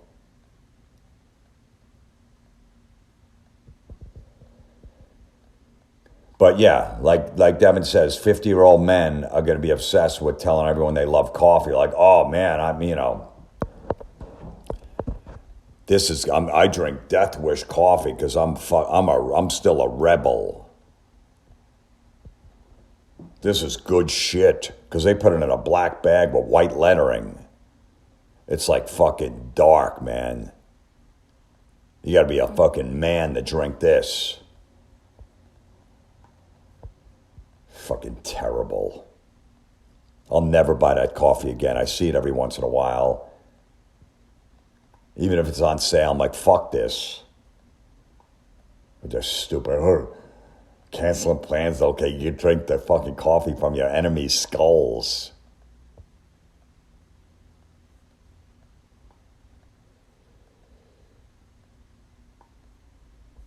Matt sent this one in. Oh, this is great. All right, I'll read it to you and then I'll read what he said. It's really funny. He goes, today, it's an inspirational sign that was at I don't know, probably like a Lowe's or whatever fucking store. Today is a new day. You could start fresh, wipe the slate clean, begin again. Today you can embrace kindness, work for the common good, practice compassion, stand up for justice. Listen with your whole heart, offer hope, love well, go for it. Aspire for more. Make a difference. Be the change you wish to see in the world. Ugh. Ugh. And then Matt writes, hey, Jim, I was at an extremely low point in my life. My wife was threatening to leave me because she wanted me to remodel the kitchen, but I couldn't find the inspiration. I had to leave the house, too, in order to make the nagging stop. I decided to go to Lowe's, despite my extreme melancholy. Suddenly, I saw something out of the corner of my eye. It was an inspirational poster. As I began to read, something changed inside of me. Line by line went by, and I realized anything was possible. As I finished reading, I grabbed several carts and bought all the necessary supplies. I went straight home and completed the remodel in one afternoon. My wife is currently riding my dick, making it hard to type this email. Thank God I came across this inspirational quote. I hope it helps you too. That's fucking great.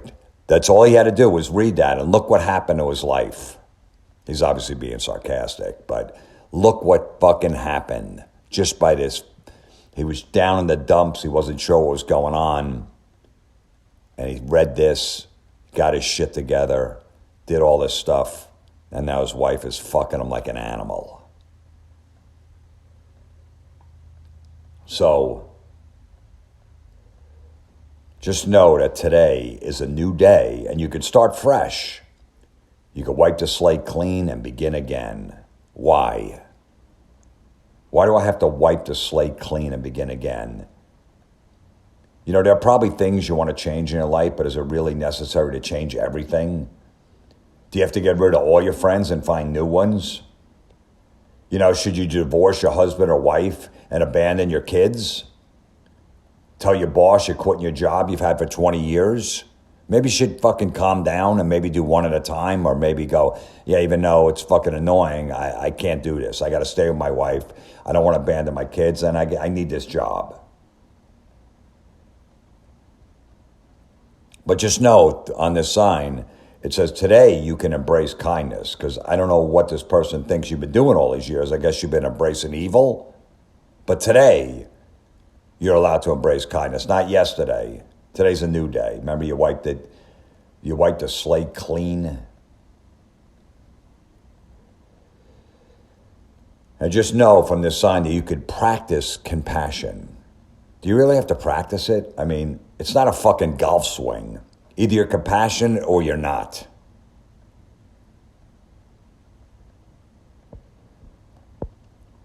And they put in, you know, also, similar to just do it with Nike, go for it. They put that in there too. Go for what? What do you want me to go for? What if a guy is thinking of becoming a serial killer and sees this sign? I mean, they're actually encouraging him to kill people. And then when they catch him and he says, why? What made you do it? What put you over the edge and made you start being a serial killer? He can go, yeah, I was in Lowe's and I saw this sign that said, go for it. And I just go, you know what? This is a sign for me to go for it. I'm mentally ill.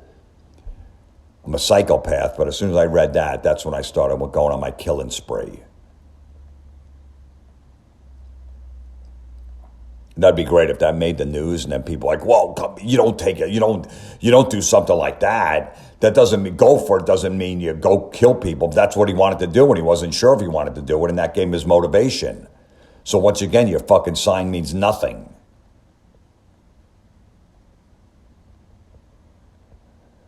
Love well. They put in there too. How do you do that? Is there a way to love bad?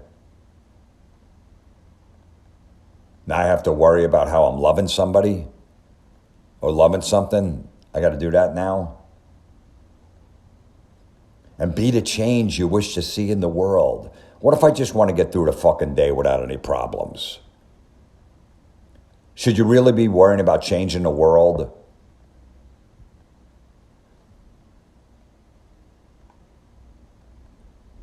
You know, I got to change the world, but how? What am I going to do? If I'm nice to somebody and I help somebody out,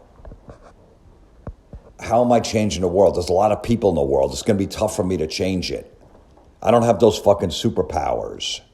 I know that, you know, maybe if I was that woman that the devil's watching when her feet hits the ground in the morning, she's up.